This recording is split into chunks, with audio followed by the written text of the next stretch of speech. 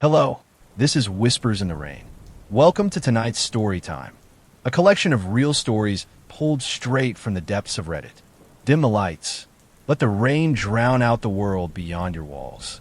And as you listen, remember, these are the stories people swear are true. Comment below where you're listening from and what time it is where you are. You've scrolled far enough. Now close your eyes and let the whispers begin. Title: I keep hearing my name from the wrong direction. Reddit username: u/justwantsquietnights. For the past 3 nights, someone's been whispering my name through the walls. It's not loud, and it's not constant. Just every so often when I'm drifting off, I'll hear a faint, deliberate Nathan somewhere to my right. Always from the right, even though that wall connects to my bathroom, and beyond that, just empty air. I live in a top-floor apartment, alone, with no shared wall on that side. That alone should be enough to rule out neighbors. The first time I heard it, I dismissed it as a dream. Maybe it was residual audio from a YouTube video still playing, or some faint echo from the hallway. But the second night, I turned everything off. I lay in complete silence, phone face down, no fan, no white noise, just me under the covers, waiting. Nathan. It was clearer that time. Not loud, but distinct. It wasn't like a moan or creak. It had inflection, intent. And the worst part? It didn't sound human. It mimicked the rhythm of a person saying my name, but the tone was all wrong, like someone trying to speak through water or static. I bolted up, heart racing, and turned on the light. Of course, nothing. My bathroom door was slightly ajar, and the silence felt deeper than usual, like the kind that presses in around you. I stood in the doorway, staring into the dark tiled room, debating whether to check the shower curtain. I didn't. I'm not ashamed to say I slept with the light on that night. But last night was different. Last night, the voice changed its position. It still whispered my name. Still that same warped, wet voice, but it didn't come from the bathroom wall this time. It came from above, from the ceiling, directly above my bed. I don't have an attic. There's no crawl space. Nothing but a flat plaster ceiling. I lay frozen for hours, too scared to move. And just before dawn, I swear something tapped the ceiling 3 slow, deliberate knocks. I didn't sleep after the knocks. Just lay there, eyes wide, sheets pulled to my chin like a kid, as if that would somehow protect me. I was too scared to even check the ceiling for marks in the morning, so I distracted myself. Long shower, loud music, made breakfast I didn't eat. I told myself I was being paranoid, that maybe something fell on the roof, that it wasn't really a voice. I even Googled phantom voices when falling asleep to comfort myself. Hypnagogia, that's what they call it. Perfectly natural, except last night proved it isn't that. I tried to sleep in my living room, pulled the couch up so it faced the TV, turned on one of those 10-hour fireplace videos, and wrapped myself in a thick blanket. For a while it worked. The crackling sound and warm light soothed me, until the voice found me again. Only this time, it didn't whisper. It giggled. A short, breathy chuckle, like someone finding something amusing but trying not to laugh. I muted the TV and held my breath. "Nathan, you moved," it said. Not a question, a statement, almost playful.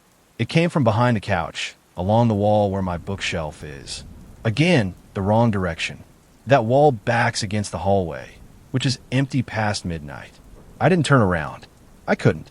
My limbs felt glued in place, every hair on my body standing up like needles.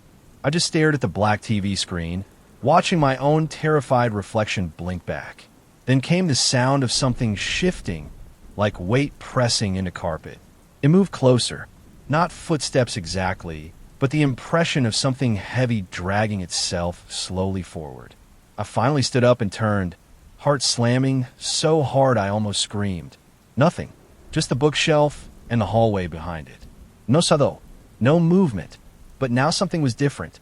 My nameplate, the one my mom got me from my bedroom door years ago, was lying in the middle of the living room floor. I hadn't touched it in months. It used to hang on the inside of my door. Now it was just there, on the carpet, face up. I didn't pick up the nameplate.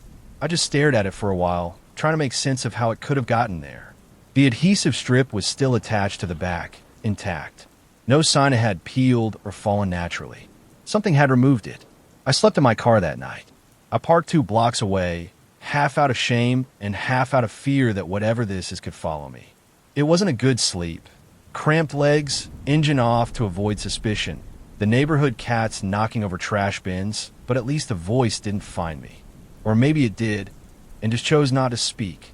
The next morning, I crept back into the apartment like a thief, expecting to find something broken, rearranged, opened. But it was all normal. Too normal. That day, I called my landlord. Asked about any history of the unit. He sounded confused. No, nothing like that. You're the first tenant since the reno. Place was gutted last year. New pipes, floors, drywall. Why? I made up a story about hearing mice in the walls. He promised to send someone by. That night, I stayed again. Not because I felt brave, but because I was starting to question reality. Sleep deprivation does things to the mind. You stop trusting your thoughts. Everything feels floaty, unreal. Around 2 a.m., I heard the voice again. This time it was clearer than ever. Nathan, it said in that drawn-out, unnatural tone. But what chilled me wasn't the clarity. It was the location. The voice came from inside my closet. Not beside, not above. Inside. My closet is shallow, barely deep enough for hangers. I keep it closed. But now, I could see the door was slightly ajar. Just a crack. Not enough to see in, just enough to let the voice out. I stood up slowly. My phone was on the nightstand. I grabbed it, switched on a flashlight, and aimed it at the closet. It was empty. No movement. Just my clothes, some shoes, a few boxes. I slammed the door shut. Then I noticed my mirror. The full-length mirror opposite the closet was fogged over, as if someone had breathed on it from inches away. And across the glass, a finger had written, "Don't move again." I left again. Didn't even grab my wallet. I just grabbed my keys and ran barefoot down 3 flights of stairs to my car. I didn't go to a hotel. I couldn't afford one. And I didn't call anyone. Who would I even tell? Hey, something is whispering my name from the walls and writing threats on my mirror. They put me on a psych hold. So I drove. I ended up parked behind the local pharmacy, engine running, windows cracked. I watched the sunrise from the driver's seat, feeling like I'd lost a week of time. My mind was fraying. I went back around noon, when the daylight made everything seem safer. I checked the mirror first. It was clean, not a smudge on it. The closet door was closed, too. I opened it. Slowly.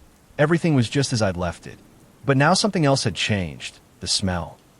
A faint, earthy rot like wet leaves and old wood. Not overpowering, just noticeable. That's when I found the hole. Behind a stack of shoeboxes low on the left wall was a small, jagged opening. Not man-made. It looked like the drywall had rotted or been scraped away. Just large enough for a hand to reach through. And inside that hole, darkness. Not just shadows, total darkness. My flashlight beam barely penetrated it. I stuck my phone in and snapped a few pictures.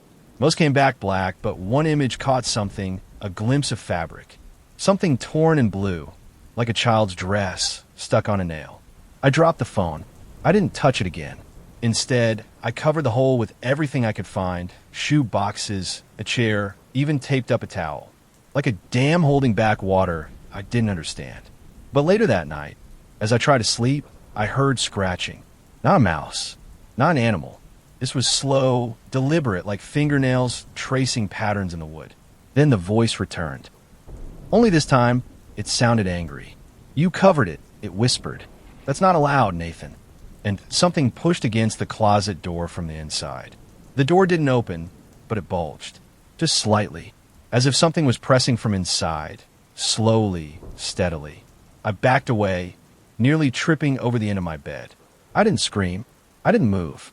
I didn't even breathe. After a few seconds, the pressure stopped. No sound. No whisper. Just stillness. I spent the rest of the night in my hallway, lights on, staring at the closet from a distance. The towel I'd taped over the hole had fallen.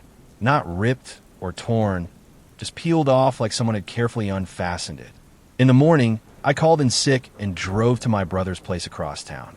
He and his wife were polite enough not to ask too many questions, but I could tell they thought something was wrong. I told them I was dealing with stress and needed a break from my place. They set me up in their guest room. No closet. Just a clean bed and an old TV mounted on the wall. I almost cried from relief. The first night, I slept. Not well, but better than I had in weeks. No boifes, no scratchies. Just regular dreams. I was almost convinced it was all in my head. Then the second night came. I woke up to the TV buzzing with static. Not snow, the kind of distortion that looks like swarming bugs. The remote was still on the nightstand. I hadn't touched it. I sat up slowly, and that's when I noticed something else. The screen wasn't reflecting the room I was in. It should have been. There was a mirror-like glare on the screen, but the layout was wrong. There was no bed. No lamp. No me. Instead, it showed a narrow hallway with a single door at the end. The camera angle was fixed, slightly tilted. And then, slowly, the door in that reflection creaked open. Nothing came out, but from deep within the doorframe, I heard it. Nathan. My blood turned to ice. It had followed me. Then the screen went black. I shut off the TV manually and yanked the power cord from the wall. I didn't care if it made noise or woke anyone. I just needed it off. My hands were shaking so hard I dropped the remote. I sat there for nearly an hour, back against the wall, facing the now dark screen like it might come alive again. But it didn't. Just a black rectangle reflecting a frightened man in borrowed pajamas. I couldn't tell my brother. What would I say? That something from my closet was now coming through electronics? That the whisper followed me through drywall and screens? No, I stayed quiet. The next day, I drove back to my apartment with the intention of grabbing a few things and getting out. Just clothes and documents. Nothing else. But when I unlocked the door and stepped inside, everything was off. The air was too still. The apartment smelled faintly sweet, like rotting fruit. And my bedroom? Wrecked. Not ransacked, not broken, rearranged. My bed was in the middle of the room, perfectly made. All my clothes were stacked on top of it in a neat pile. The closet door was wide open, chair and boxes tossed aside. The towel was gone, and written on the mirror, again fogged over despite the heat, were 5 words. You don't get to leave. I grabbed what I could and ran. I didn't stop to check the pictures on the wall, though later I realized some were missing. I didn't check the bathroom mirror either. I just left. That night, I didn't go back to my brother's. I parked at the edge of the city in a gas station lot. Tried to sleep. Sometime around 3 a.m., I was startled awake by movement in the back seat. There was no sound, no door opening, just weight, like something heavy was sitting behind me, shifting slowly, breathing. Then, right beside my ear, it whispered again. Nathan, you let it out. I didn't look back. I don't know how I managed to drive, or even if I was fully awake. I sped off, heart pounding so hard I could barely see. I just kept going. Past red lights, down empty roads, trying to outrun something that clearly didn't need roads to follow me. I drove until sunrise, then pulled into a motel far outside the city. Cash only. No ID required. That suited me just fine. The room was cheap and smelled like mildew, but it had no closets. No meters. Just a bed, a window, and a desk. I stayed awake all day, terrified of what might come if I closed my eyes. But by nightfall, exhaustion won. When I did sleep, I dreamed of that narrow hallway from the TV. The door at the end was open wider this time. Inside, I could see movement, a shape hunched low to the floor, dragging itself toward me with impossible slowness. Its limbs were too long. Its head was tilted at an unnatural angle. And even in the dream, I could hear the voice. You were mine the moment you listened. I woke up choking, literally, gasping for air. My throat was sore, like hands had been pressed to it. There were no marks, but something had been there. The next morning, I checked out and drove aimlessly. I didn't go to work, didn't return calls. I just wandered. I thought about burning the apartment, or go to the police. But how do you explain a voice that moves through walls? Through screens? Through dreams? They'd lock me up, and the thing would still come. So now I stay on the move. I rotate motels, sleep in my car, sometimes rest stops. I've gone days without hearing it. Then, without warning, it comes back. Just my name, whispered from the wrong direction. Always the wrong direction. I stopped looking behind me when it speaks. That only encourages it. I've learned that now. But 2 nights ago, something changed again. I woke up to find the motel room door unlocked. And sitting on a nightstand was my old nameplate. I didn't bring the nameplate with me. I left it behind, back in the apartment where this all began. Yet there it was, polished, centered perfectly on a nightstand like a gift. I didn't touch it, just stared at it until sunrise. Then I left again. Now I don't stay anywhere more than a night. I sleep during the day, drive at night. The whisper is quieter that way, distant, but always finds me. In mirrors, reflections, screens, sometimes just the hum of silence shifting slightly off key. It never yells, never screams, just whispers. Patient, confident. It knows I'll listen eventually. And when I do really listen, I hear what it's saying beneath my name. Not a threat, an invitation. One day, I think I might answer it. I'm just so tired. Story 2. The reflection that smiles back. Reddit username. u/mirrorflicker97***. My bathroom mirror started acting weird 3 weeks ago. Not the mirror itself. Exactly. It's a plain old slab of glass above the sink. But the reflections. It began with small things. My reflection blinking a half second too late, or turning its head just slightly slower than I did. Subtle stuff, easy to write off as my imagination. Then one night, I leaned forward to pop a pimple and noticed something strange. My reflection wasn't looking at my face. It was staring into my eyes. Like directly, not in a casual way, but like it was studying me. I pulled back and it smiled. I didn't. I stumbled back and turned off the light, heart hammering. In the dark, the mirror loomed, a black rectangle swallowing light. I didn't look again that night. Over the next few days, things escalated. Every time I stood in front of the mirror, I noticed a delay, a flicker, a hesitation, and always the smile. Not a warm smile, either. A knowing one, like it understood something I didn't. A smile full of teeth. I told my roommate, Carla, about it. She laughed it off, said I was probably sleep-deprived or stressed from work. But then she paused and said something that made my skin crawl. You know, I thought I saw something off the other day, too. I passed by the bathroom and saw your reflection just standing there, staring into the glass. You weren't even moving. I wasn't home that day. After that, I covered the mirror with a towel. For a while it worked. I avoided looking at anything reflective. But mirrors aren't the only thing that reflect, are they? It happened again 2 nights ago, this time in the kitchen window. I was washing dishes, zoned out, when I looked up and saw my reflection. Except it wasn't doing the same thing. It wasn't washing anything. It was just staring, and it was smiling again. I backed away from the sink, eyes locked on the window. The reflection didn't move. It just stood there with that same damn grin, its hands limp at its sides while mine were shaking, dripping soapy water onto the floor. I blinked, just once, and the reflection vanished. Not faded, not dissolved like fog on glass. It was just gone. One blink, and there was nothing staring back at me anymore. Just the black window pane and my own confused expression staring into the night. That night, I barely slept. Every shiny surface in the apartment felt like a trap. Windows, computer screens, even the TV when it was off. I covered what I could with towels, jackets, whatever I could find. I even unplugged the television. Carla noticed.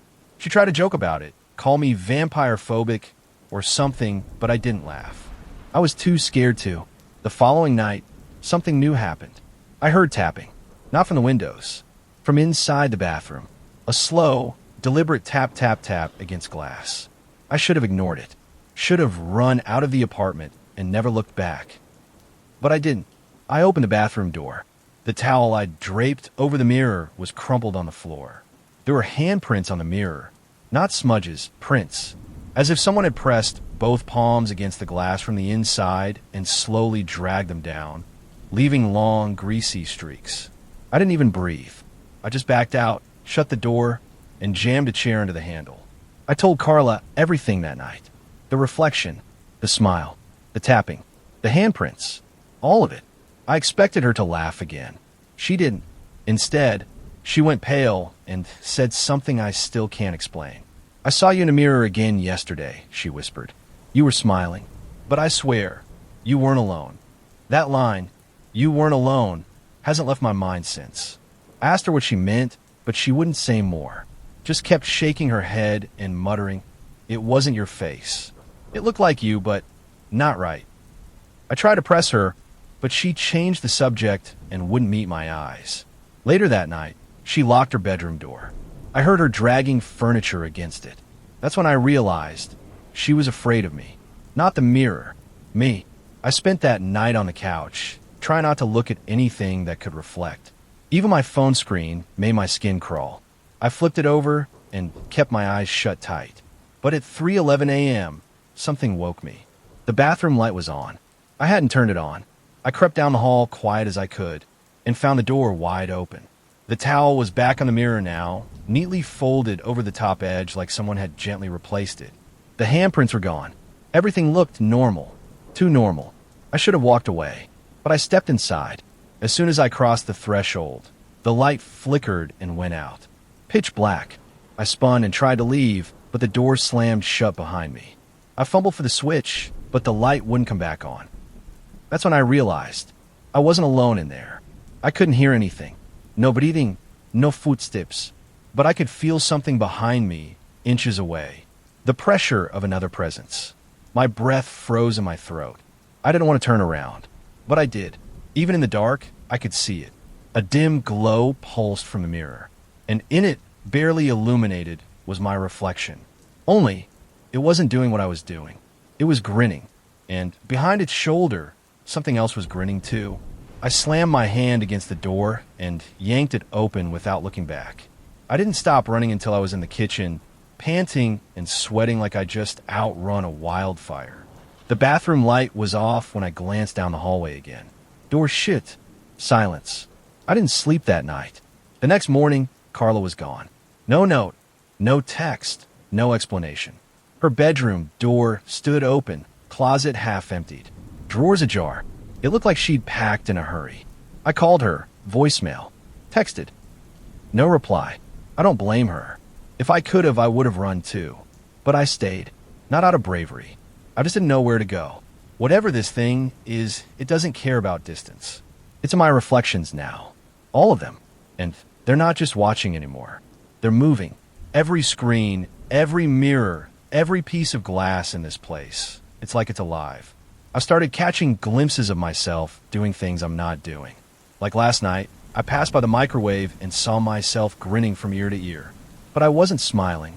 In fact, I was crying. And then it winked at me. I knocked the microwave off the counter, smashed it to pieces. But that didn't stop it. The hallway mirror, the one Carla installed when we moved in, it's been uncovered for days now. No matter what I hang over it, the towel always ends up back on the floor. And tonight, when I walked past it, my reflection didn't copy me. It stood completely still, smiling. Then it reached toward the glass. Slow and deliberate, and knocked. 3 times, like it wanted in. I don't know how long I stood there, staring at the mirror. My reflection's hand remained pressed to the glass, palm flat, fingers slightly splayed. Mean it?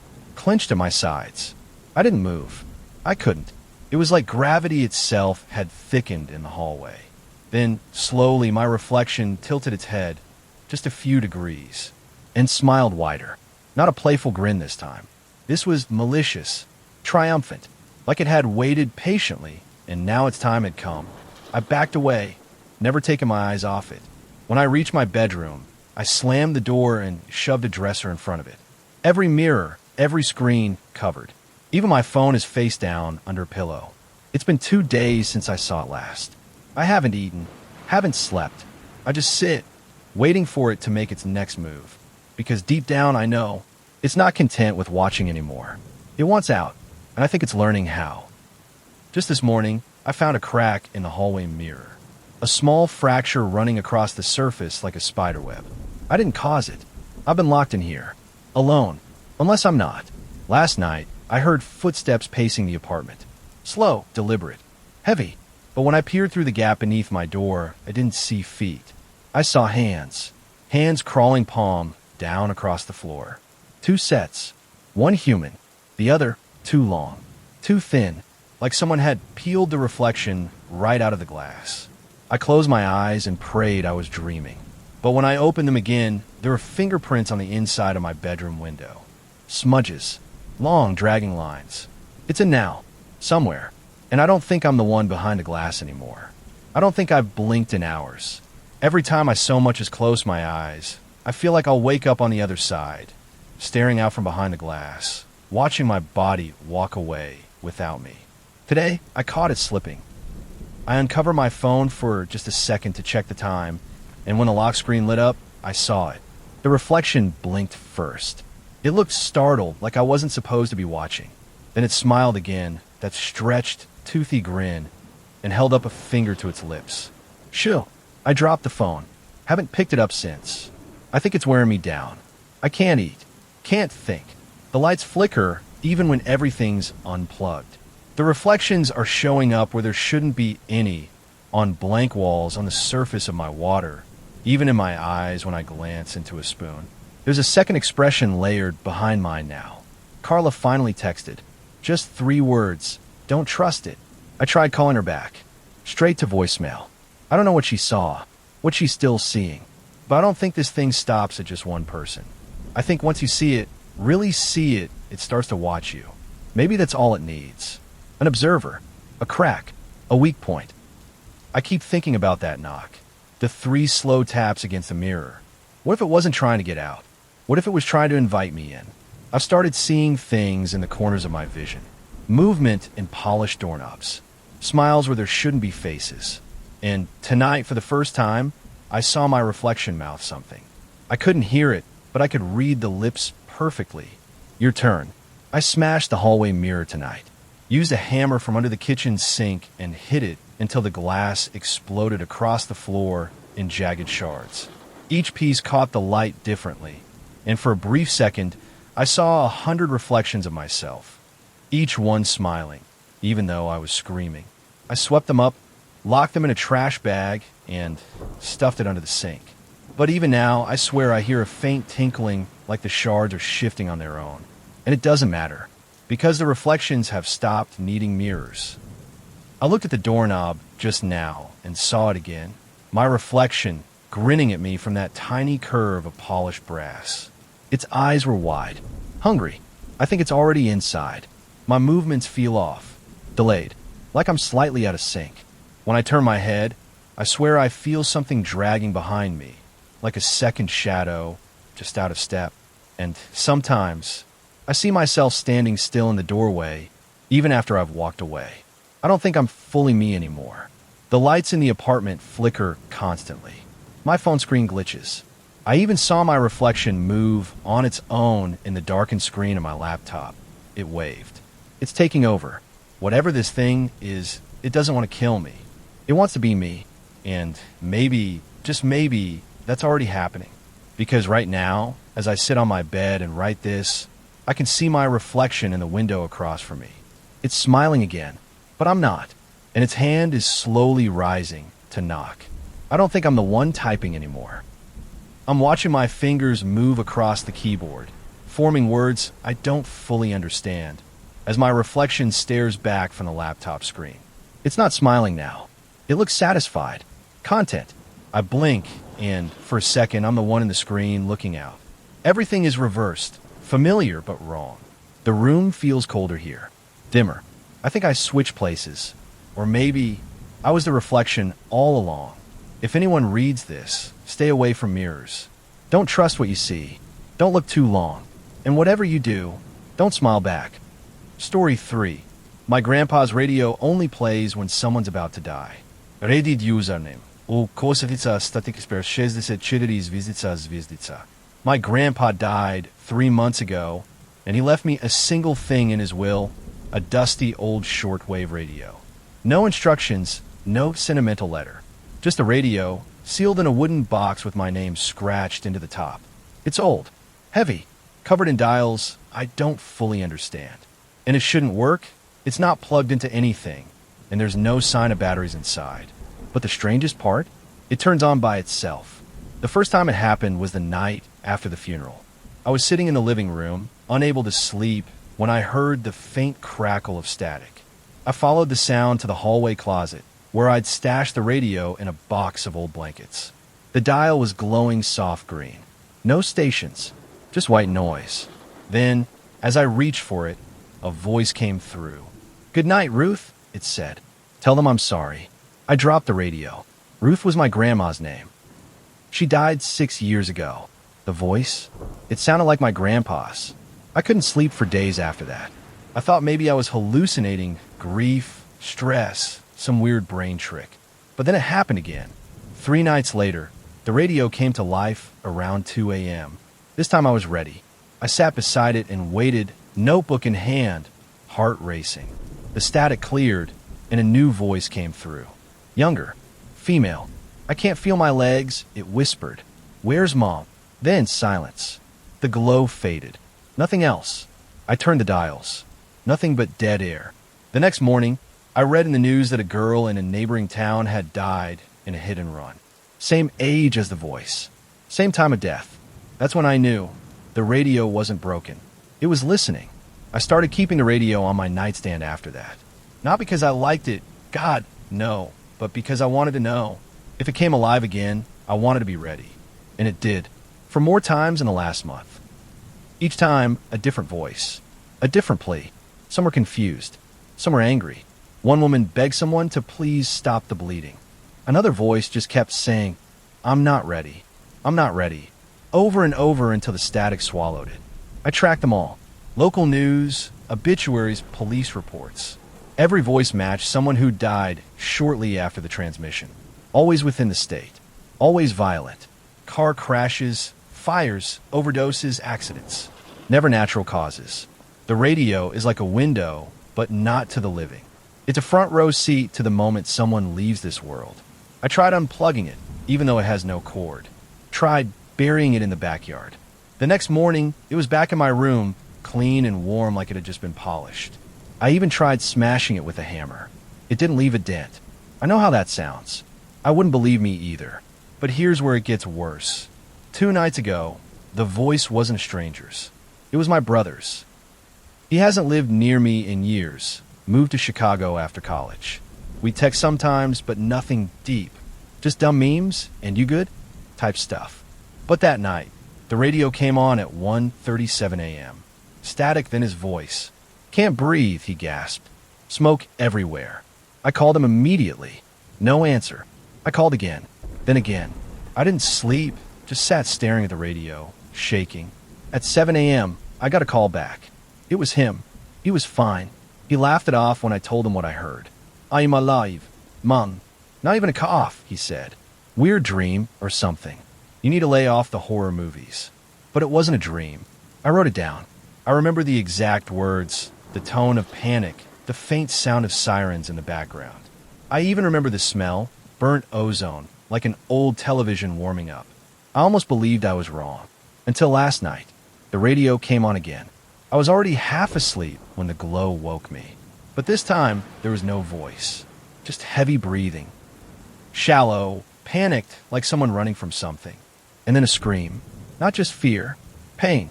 And then one word, run. Then silence. But before the static cut out, I heard a noise I can't get out of my head. A scraping, like nails on metal or claws on concrete. The transmission lasted 34 seconds. I checked every news site I could find. Nothing. No accidents. No this. No reports of missing people. Until this afternoon, a fire broke out at a storage facility just outside of town. One of those 24-hour self-storage places on the edge of the highway. The article was short, just a photo of smoke billowing into the sky and a mention that one employee was found unconscious inside. His name? Kevin Masters, my brother's college roommate. They hadn't spoken in years. But Kevin? He's the reason my brother moved to Chicago. They had some falling out. Something ugly. My brother never told me the full story, but I always knew it ended badly. And now, somehow, that man is in the same city as me, dying. I don't believe in coincidences anymore. I called the hospital where Kevin was taken. Lied and said I was a cousin. They put me on hold, then transferred me to a nurse who sounded exhausted. He's stable now, she said. Was lucky someone reported the smoke. Probably saved his life. He's sedated, though. Won't be up for a while. I asked if he'd said anything when they brought him in. There was a pause. He was delirious, she said finally. Kept saying he saw someone he thought was dead. A man in the hallway, watching him. Gave us all the creeps. I didn't ask for more. When I hung up, the radio turned on. This time, there was no voice at all, just static. But it was louder than usual, like something pressing its way through the sound. I sat there, frozen, waiting for it to resolve into words. Then I noticed something. The dials were turning on their own. Slowly, one by one, like invisible fingers were searching for a frequency. The knob stopped, clicked, and a low hum began. I leaned in. At first, it was garbled, like whispers underwater. But slowly, I could make out a phrase. Repeated, over and over. Next is blood. Next is blood. Next is blood. The voice wasn't mine, but it felt like it was meant for me. I haven't turned the radio off. I don't think I can anymore. It's been humming all day, like it's charging up. Waiting. I checked my reflection in the bathroom mirror this morning and didn't recognize my own face. My eyes looked wrong, like they knew something I didn't, like they'd already heard the next message. I think I'm the next transmission. I tried leaving the house this morning. Got as far as my front porch before I heard the static start up again. It was faint like a whisper in the wind, but it followed me. Each step away from the door made it louder, more shrill. I turned around and went back inside. The moment I crossed the threshold, it stopped. That's when I realized I'm not just the next message. I'm the host. I went back to the box Grandpa left the radio in. It had a false bottom. I don't know why I hadn't noticed before, but it was just loose enough to pry open with a screwdriver. Inside was a letter, yellowed, folded twice, scrawled in shaky pen. To whoever has the radio now, it chooses. You don't. You're not just hearing them. You're part of the frequency now. You'll see things. People will appear in places they don't belong. Don't follow the voices. Don't answer the knocks. If it ever speaks in your voice, run. I'm sorry. I tried to destroy it. It wouldn't let me. You'll understand soon. Grandpa. I sat on the floor, that letter in my lap, and listened as the radio clicked again. This time, the voice that came through wasn't a stranger's. It wasn't Kevin's. It wasn't even my own. It was my mother's. She's been dead for 5 years. Why didn't you come home? She asked softly. We waited. I shut my eyes and covered my ears, but the voice pressed into my head like it was inside me. You were supposed to answer. The next second, every light in my house blew out, and the radio began to laugh. It wasn't human laughter. The sound pouring from the radio was garbled and wrong, like someone dragging nails across a phonograph, distorting the very shape of joy. I tried unplugging it again, slamming my fist down on the casing, but nothing stopped it. It just laughed, and in between the laughter, I heard a voice. Not a new one. Mine, repeating a phrase over and over in a flat, lifeless tone. I'm already gone. I'm already gone. I'm already gone. I stumbled back and locked myself in the bathroom. No mirrors, just cold tile and silence.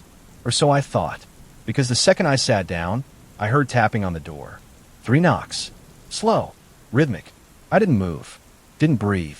Then a voice whispered through the crack at the bottom. Let me in. We share the same frequency now. It wasn't until I looked down that I saw the shadow under the door. It was mine, but I wasn't standing there. I bolted. Out the window, onto the fire escape, barefoot and trembling. I don't remember getting into my car. I don't remember driving. But I ended up outside the hospital, the one where Kevin had been admitted. And when I asked for him, the nurse frowned. He died this morning, she said. I asked how. Smoke inhalation, she replied. Same as before. Only this time, there was no fire. I ran out before she could say more. The radio's in the trunk of my car now, wrapped in chains, buried under bags of rock salt and road tar. I don't know if it'll hold, but as I sit in this motel room, trying to write everything down, I can feel it vibrating through the floorboards, tuning itself, and somewhere in the static, I hear my own voice again. Only this time, it's asking for someone. Your name. It said your name. I don't know how. I didn't speak it. Didn't write it. But when I sat next to the radio tonight, yes, I brought it back inside. I swear it whispered you, like it was trying to reach through me. That's why I'm posting this. Not to warn you, really. Warnings don't work. Grandpa tried that. I tried ignoring it, smashing it, burying it, running from it. It always comes back, because the radio doesn't predict death. It collects it. It feeds on it. And now it's moving past voices. It wants more. I see shadows and reflections that don't belong to me. People I don't know walking past my windows. only to vanish when I blink. My phone screen flickers every time I try to record the audio. It won't let me share what it says, but I can write it. And what it said tonight, clear as day, through perfect static. You heard them die. Now, I'll make someone else listen. I think that's the only way to stop it. Not destroy it. Pass it on. Like a cursed chain letter or a haunted heirloom. It lives through attention. Through connection. Grandpa passed it to me. Now it's my turn. So if you're reading this, if your phone buzzes late at night, and you think you hear static, don't listen. Don't pick up. Don't tune in. But if you already have, it's too late. The frequency knows you now. The radio is glowing again. Soft green light pulsing like a heartbeat in the dark. I haven't touched it, but it knows I'm here. It wants me to write, to send this message, to finish the transmission. And so I am. Because maybe if I pass it on, I can sleep again. Maybe it'll stop whispering my name from every speaker, every drain pipe, every quiet room I enter. If you've read this far, then you've already tuned in. You're part of the signal now. Don't try to throw it away. Don't run. Just wait. The static always finds you in the end. Story 4. My son has an imaginary friend that lives in the walls. Reddit username. My son, Jamie, just turned 6. He's bright, funny, obsessed with dinosaurs, and, until last month, totally normal. Then he told me about his new friend. We had just moved into an old rental house outside of town. Big place, creaky floors, wood paneling, the kind of spot that smells like it remembers everything. Jamie took to it fast, especially his room, which had a crawl space built into the back wall. "Who's your new friend, buddy?" I asked over cereal one morning. He smiled wide and said, "His name's Crawl. He lives in a wall behind my bed." Now, imaginary friends are nothing new. Kids have wild minds. But Crawl? I wasn't a fan of the name. Still, I played along. "What's Crawl look like?" Jamie frowned, like he had to think about it. "He changes," he said, "but mostly he's flat and gray and smells like wet wood." I laughed nervously. That's specific. He just nodded and went back to his cereal. That night, I peeked into his room while he was asleep. The crawl space door was open. I know I closed it earlier. The next day, I asked him if he opened it. "No," he said, eyes wide. "Crawl doesn't like it closed." "Why?" Jamie whispered. "Because then he can't see me." That was the first time I felt something wrong. I checked the crawl space, just old insulation, pipes, dust. But still, I kept the door latched after that. I didn't tell Jamie. That night, I heard him talking in his room after midnight. I cracked the door. He was sitting up in bed, whispering to the crawl space.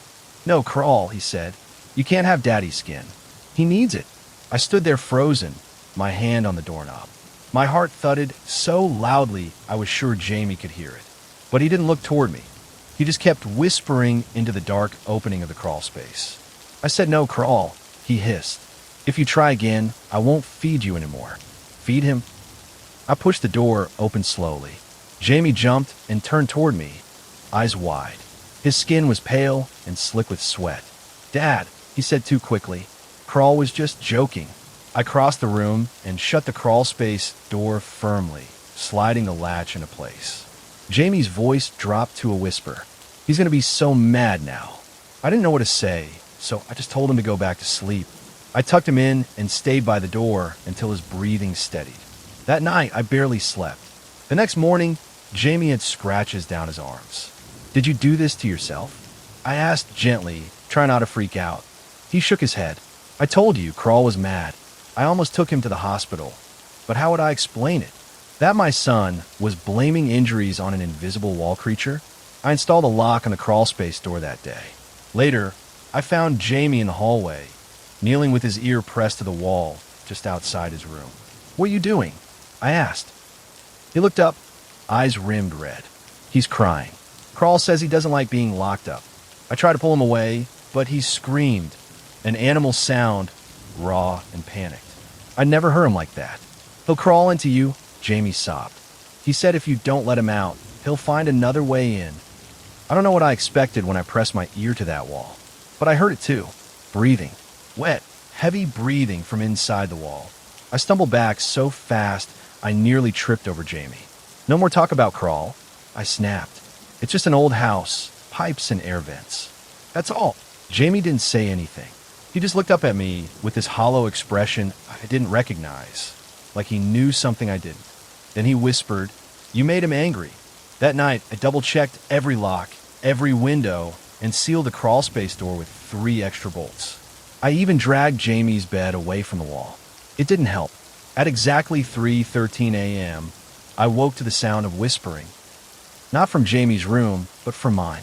I sat up, and for a split second, I could have sworn I saw something flattened against the far wall. Thin, spindly limbs splayed like a spider pressed into paint. Then it vanished. I rushed to Jamie's room. He was gone. The bed was empty, covers thrown back, crawlspace door wide, open despite all the bolts. I screamed his name and scrambled inside. Nothing.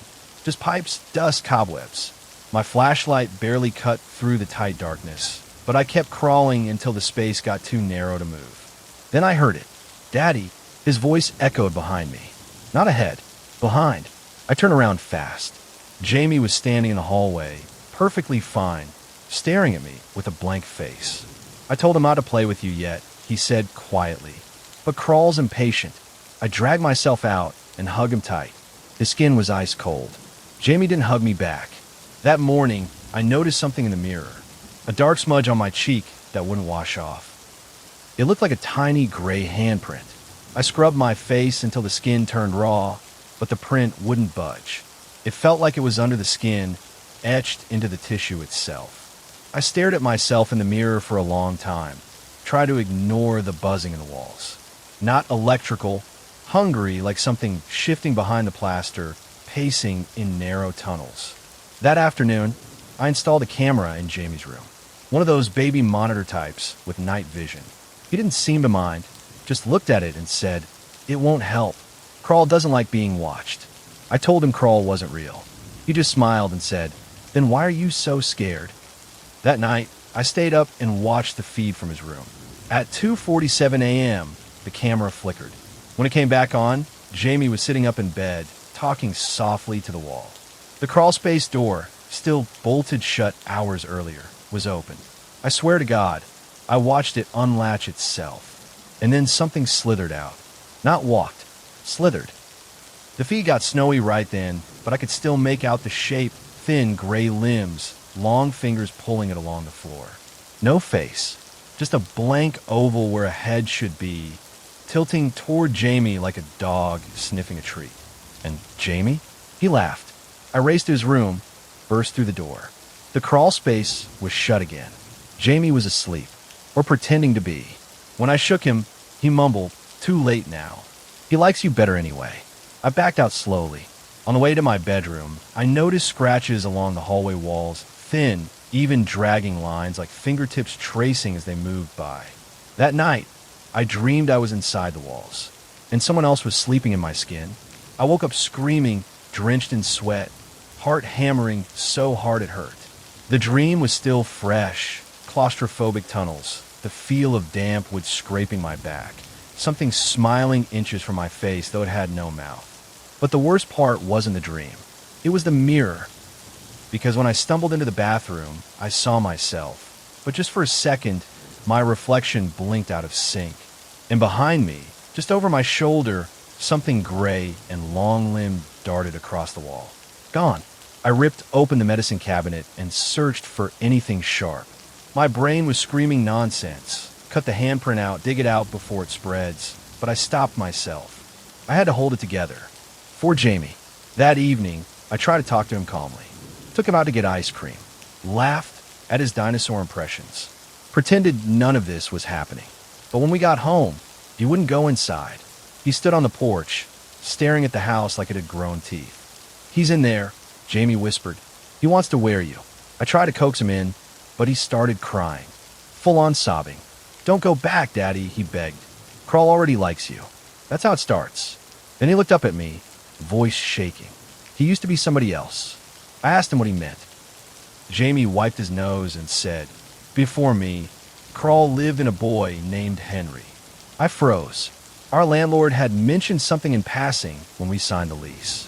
A family moved out quick. Their kid had an accident. Jamie's face darkened. Crawl got tired of Henry's body. Said it was too small. That's why he wants you now. That night, I slept in Jamie's room. Not to protect him, but to keep him from opening the crawl space again. I didn't sleep. Jamie tossed and turned beside me, mumbling in his dreams. I kept my eyes on the crawl space door the whole time, flashlight in hand. Every now and then I heard something, a soft creak, a subtle tap, like a fingernail gently testing the wood from inside.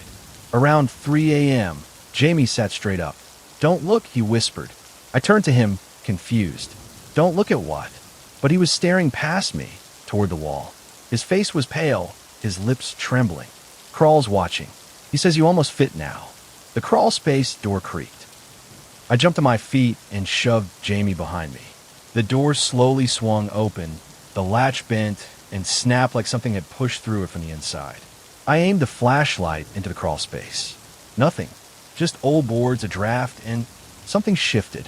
A flicker of gray, just out of the light. I backed up, heart pounding. Jamie clutched my hand. Then Crawl spoke.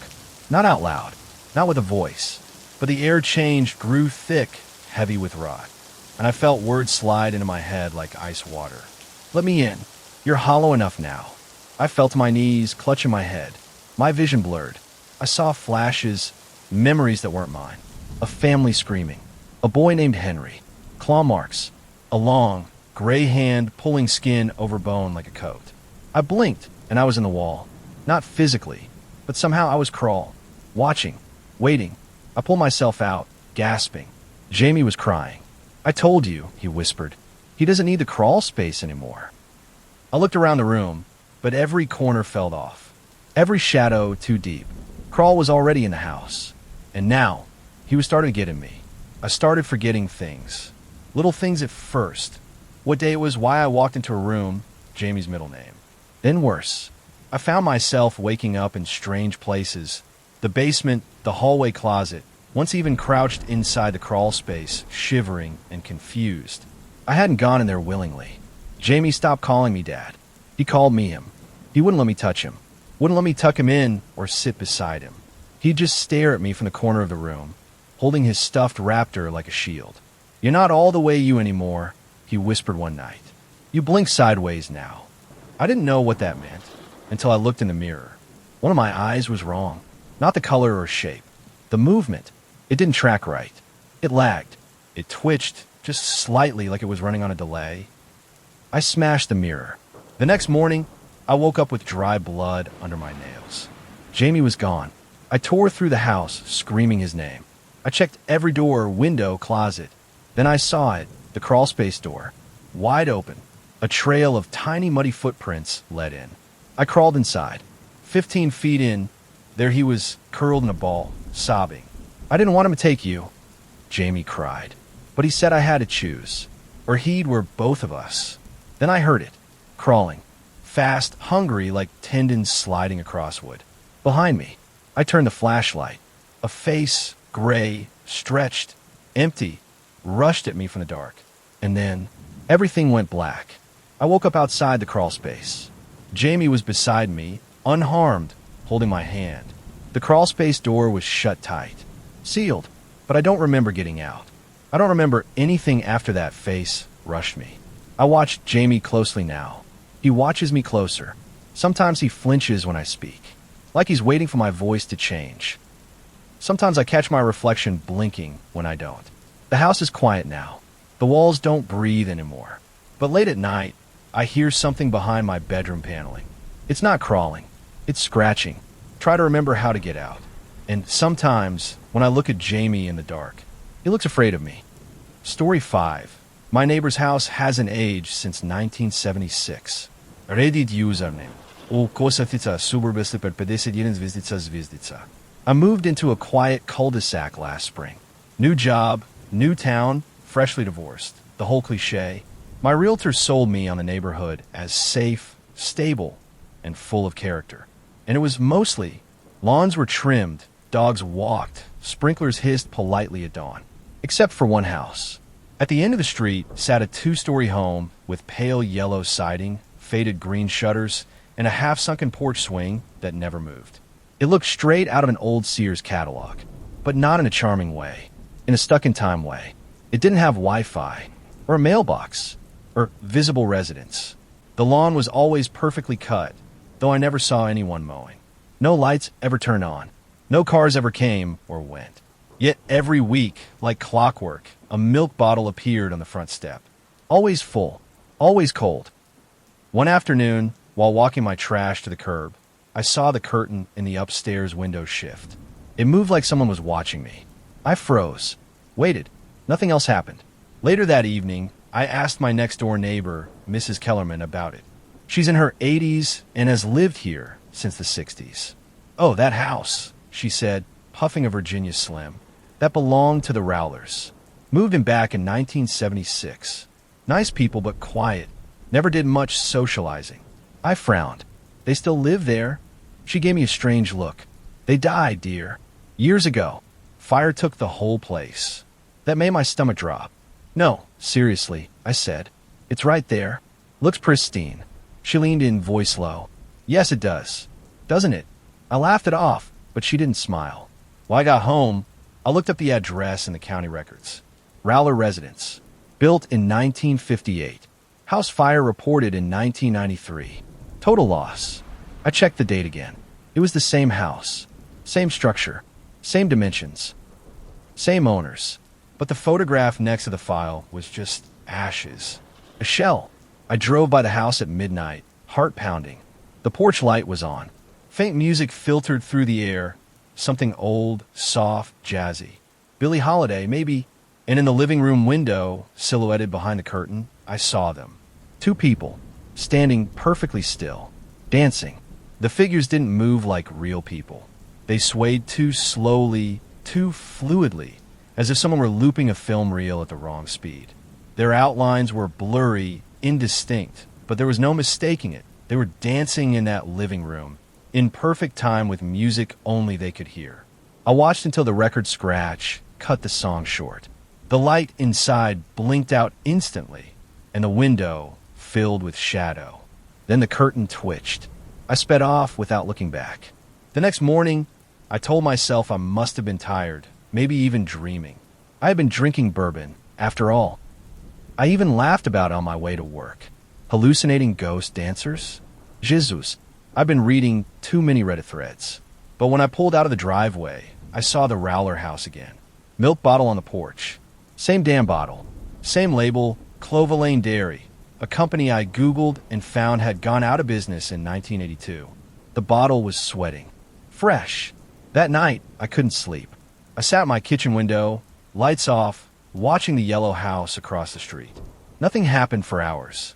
Then, at 3:03 a.m., the porch light flickered on again. The same music started. Same slow jazz, like it had been playing for decades without end. This time I grabbed binoculars. Through the glass, I saw a woman, maybe late 30s, wearing a mint green dress with puff sleeves and a pearl necklace. Her hair was in curlers, her skin pale and waxy, like the mannequin heads at vintage shops. She turned to face the window. No eyes, just smooth skin where her face should have been. I dropped the binoculars and backed away from the window. My heart felt like it was trying to punch out of my chest. And then I heard a knock at the front door. 3 sharp raps. I didn't move, didn't breathe. Then again, 3 more knocks, slower this time. I crept to the peephole. The porch was empty. No one there, except the milk bottle. It was now sitting on my porch step. I didn't sleep that night. I took the day off work and drove out to the county building to speak to records directly. I asked for any documentation they had on 206 Grove Street. The clerk pulled out an old manila folder. "This is a weird one," he muttered. "Marked condemned in 1993. Fire wiped it. No rebuild permits ever filed." He looked up at me. "You say it's standing?" "Yeah," I said. "It's there." He frowned, then pulled a map from the drawer. "That lot's registered as vacant." He showed me. "Lot 206, empty field." But I know what I saw. And when I got home, the milk bottle was gone. I took a photo of the house that evening, just to prove I wasn't losing it. But when I look at the image on my phone, it showed nothing but a patch of overgrown grass and a crooked old fence. No house, no porch, no swing, nothing. It was like the damn place didn't exist unless I was looking at it in real time. I walked across the street, determined to get closer. If it really was a hallucination, then fine. I'd check myself into therapy. But if I could touch it, if I could set foot on that porch, I'd have proof. Something real. Something undeniable. The grass crunched under my feet as I approached. The air smelled strange, like melting plastic and warm pennies. The kind of scent that makes your stomach twist before your brain can place why. As I reached the sidewalk in front of the house, the porch light blinked on. No one there. No car in the driveway. But the front door was open. Just a crack. Inside, I could hear the music again. The needle hissed softly beneath the faint brass notes. It didn't sound like a recording. It sounded live, like a band was playing in the next room over. I stepped onto the porch. The wood creaked beneath my feet. It was solid. Too solid. Like it had been preserved, untouched by time. The swing rocked gently beside me, though there was no breeze. I put my hand on the door. It swung open wider with a long, slow groan. The interior was pristine. Everything was perfectly clean and frozen in time. Floral wallpaper, avocado green carpet, a round clock on the wall that ticked but never moved past 3:03. A woman's handbag sat on a coffee table beside a glass ashtray filled with fresh lipstick-stained cigarette butts. I called out, "Hello." No answer. Then something moved at the end of the hallway. A man, thin, in slacks and a tucked-in polo. He turned to face me, and again I saw it. No eyes, no mouth, just a smooth, blank face stretched over his skull. He started walking toward me. Not fast, not slow, just steady. I turned and ran. I didn't look back. I didn't lock my door when I got home. I just collapsed in my kitchen and dry heaved into the sink until I tasted blood. I checked my phone again. The photo I'd taken earlier now showed me, standing in front of the empty lot, staring at something that wasn't there. But in the window of the yellow house, which shouldn't exist, was a figure watching me, grinning. The next morning, I packed a bag and told myself I was leaving. I didn't even have a destination in mind, just away. Somewhere without vintage jazz and faceless watchers. Somewhere my brain could breathe. But as I opened my front door, I froze. A milk bottle sat on my welcome mat again. This time, the glass was cracked, as if it had been squeezed too hard by something with too many fingers. Inside wasn't milk. It was black, thick like oil, with something floating in it. A tooth. Human. Molar. Roots still intact. I dropped the bottle and backed into the house, slamming the door shut. I stayed locked in all day. Curtains drawn. Lights off. But I swear I could feel it. Them watching. My door rattled once around noon, just lightly, like a child testing a doorknob. I checked the street from the peephole. No kids. No wind. No reason. And then, at 3:03 p.m., exactly 12 hours after the porch light had come on the night before, every clock in my house stopped. Not just froze, ticked backward once. I heard the music, not from across the street, from inside my walls. I tore my bedroom apart, flipped the mattress, yanked the drawers out of my dresser. Nothing. No speaker. No source. No way any of this made sense. That night, I couldn't take it anymore. I returned to the Rowler house, or the lot, or whatever it was. Except this time, I brought a hammer. The porch looked darker, more brittle, as if it were aging all at once. The paint peeled in curling sheets. The swing hung by a single chain, screeching as it turned in slow circles. But the house was still there. I stepped forward, and the moment my foot hit the porch, the air shifted. Thick, cold, like the oxygen had been pulled out and replaced with old breath. The door creaked open without a touch. Inside, the clock ticked backward. 3:02, 3:01. I moved down the hallway, gripping the hammer. The carpet muffled my steps, but the floor creaked behind me. I turned. The faceless man stood at the other end of the hallway. This time, he wasn't alone. The woman from before was with him, and a child. Small, in overalls, his hands pressed to the wall like he was listening for something inside. Their heads tilted at the exact same time. Then they walked into the wall. Not disappeared. Merged with it. The plaster rippled and absorbed them like warm wax. I ran again. This time I didn't stop until I was behind my locked door, heart hammering in my throat. But the music had followed me. And so had something else.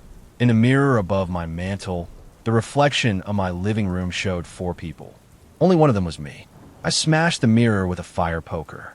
Shards rained across the floor like ice, but even then, in the slivers, I could still see them.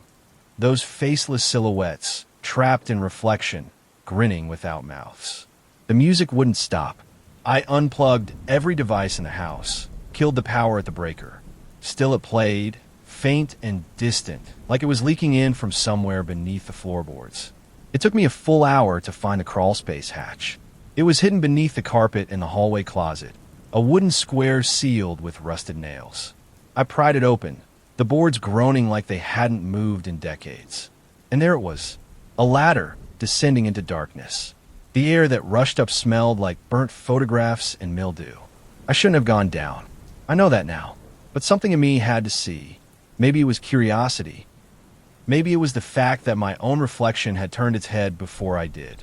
The ladder ended in a narrow corridor, dirt walls pressed tight on either side, wooden beams overhead.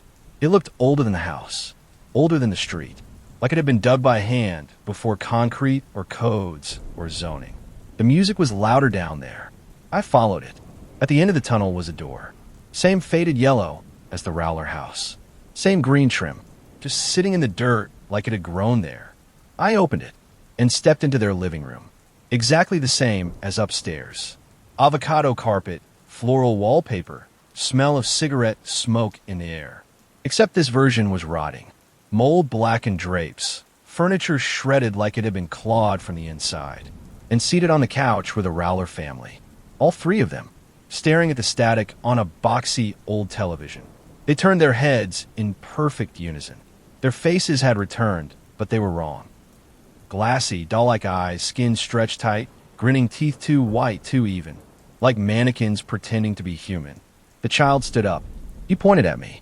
He's seen it now, he said in a voice that didn't belong to him. It was mine, echoing, off-key. The father nodded. Then he'll remember, even if he runs. And the mother simply smiled and whispered, You've already moved in. The walls behind them pulsed, like something breathing beneath the wallpaper. I ran. I don't know how I made it back through the tunnel, or when I got up the ladder. But when I burst into my hallway again, gasping, the house was silent. The music had stopped, but my living room was no longer mine. The couch, the wallpaper, the rug, all replaced. It looked exactly like the Rowlers. I stood frozen, my hand still gripping the edge of the crawlspace hatch, unable to process what I was seeing. My TV was gone. My bookshelf, the photos of my niece, my stained recliner. All of it replaced by relics from another decade. A needle sat in the groove of a dusty record spinning on a turntable I didn't own, its arm bobbing slightly like it was caught in a loop. The clock on the wall ticked loudly. 3:03. Of course. I backed down the hall, toward my kitchen, praying the change hadn't spread that far. But as I passed the bathroom, the light flicked on by itself. The mirror was whole again, and in it, I watched my own body hesitate, and then keep walking forward while I stood still. My reflection turned its head back toward me and smiled. I slammed the door and ran out the front. The neighborhood was gone. Not destroyed, just different. All the houses were now dressed in 1970s pastel and wood grain. Lawn chairs that hadn't been sold in 50 years. Classic station wagons parked along the curb, chrome gleaming like new. The sky was wrong, too. Pale green like a dying bulb. No clouds, no sun. I tried running. I made it to the end of the street and turned the corner, right back on a grove. The Rowler house stood ahead of me. I screamed. The windows blinked. No, seriously, they blinked, like eyes, fluttering closed and open. And then the door creaked open. A figure stepped out me. Where are my clothes? My face. But wrong. Its jaw hung too low. Its arms moved with that looping film reel motion I'd seen the dancers use. It waved at me, lips moving silently, and behind it, the porch light flicked once, twice, then buzzed out. I ran back to my house, or what used to be mine, and slammed the door. Everything inside was in sepia now, like an old photograph left in the sun. I locked every door, drew every curtain, and waited. The record still played. At 3:03 a.m., I heard footsteps upstairs. I don't live with anyone. I crept to the stairs and listened. Footsteps again, not walking this time, pacing. Back and forth, slow, steady, as though someone was waiting for the right cue. I took the bat from the closet and went up. Each step creaked like a scream. My bedroom door was shut. I hadn't shut it. I reached for the knob and froze when a voice whispered from inside. "You're almost ready." I turned and ran to the guest room instead. Barricaded myself inside. It's been 3 days. The clocks don't move anymore. I don't think it's 2025 here. I'm not even sure I'm here. Every night, I hear myself whispering through the vents. And yesterday, I saw a new milk bottle on the floor beside my bed. But this time, it had my name carved into the glass. I haven't slept since the bottle showed up. Not that I could. The whispering hasn't stopped. It leaks out of the walls now. Not words exactly, but suggestions, feelings, thoughts that aren't mine, pushing against my brain like wet leaves against a windshield. Sometimes I hear music playing inside my own head. I try to smash the bottle, but the moment I touched it, my vision shifted. I was back in the living room of the Rowler house, standing at the record player, gently setting the needle. I wasn't myself. I was someone else, someone older, familiar. And I looked down at my hands. They were burned, charred black up to the elbows, flaking like dead bark. I screamed and dropped the bottle. It hit the carpet and didn't shatter. It simply sank into the floor like it had never been there. Now I can't tell what's real. I've found photographs on the walls of people who don't exist wearing my clothes. A wedding portrait of me with a woman I've never met. A child's drawing of a family. One of the stick figures is me, but the rest are just gray smudges with smiles. The house won't let me leave anymore. Doors that used to open now lead to blank walls. Windows reveal nothing but white static, like an old television screen left on too long. And the mirrors? The mirrors watch me. They move slightly when I'm not looking, like they're inching into a better angle. Sometimes I catch my reflection just a fraction too late, and it's already turning away. I'm not alone in here. I don't mean spiritually, I mean physically. There's someone else in the walls. Sometimes, late at night, I hear breathing beneath the floorboards. A low, labored wheeze, like something that's been asleep too long, is finally waking up. It scratches occasionally, in bursts of 3, like it's trying to remember the rhythm. Last night, I heard footsteps again upstairs. But this time, they came down the hall, right to my door. I waited, holding my breath, until I saw the knob twitch. Just once. No knock. No sound. Just a gentle rotation, like someone was testing it from the other side. I shoved my dresser in front of the door and curled up onto the desk. I must have passed out because when I opened my eyes, the door was wide open, the dresser untouched, and at the center of the room sat a record player, spinning. No power cord, no label. Just a single record turning slowly, the needle riding the groove in silence. Until the voice came. Time's up. Then the song began, and I recognized the melody. It was my voice, humming something I don't remember ever learning. I woke up on the porch of the yellow house, dressed in clothes I didn't own, hair combed neatly. The porch swing swayed beside me. Inside, the record played. I stood, but I didn't feel the ground. I floated slightly like I was part of the air, part of the house. Across the street, a new neighbor stepped outside, stretching, coffee in hand.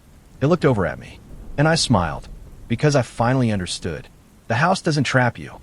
It copies you, and when it's done, it plays you for the next one. Forever. Story 6. The vents in my apartment whisper my name. Reddit username.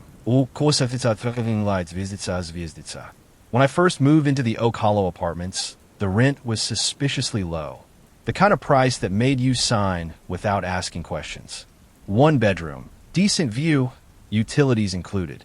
Nothing fancy, but after a rough breakup and a layoff, it felt like a godsend. I moved in on a rainy Thursday. The first thing I noticed was the vent in the living room.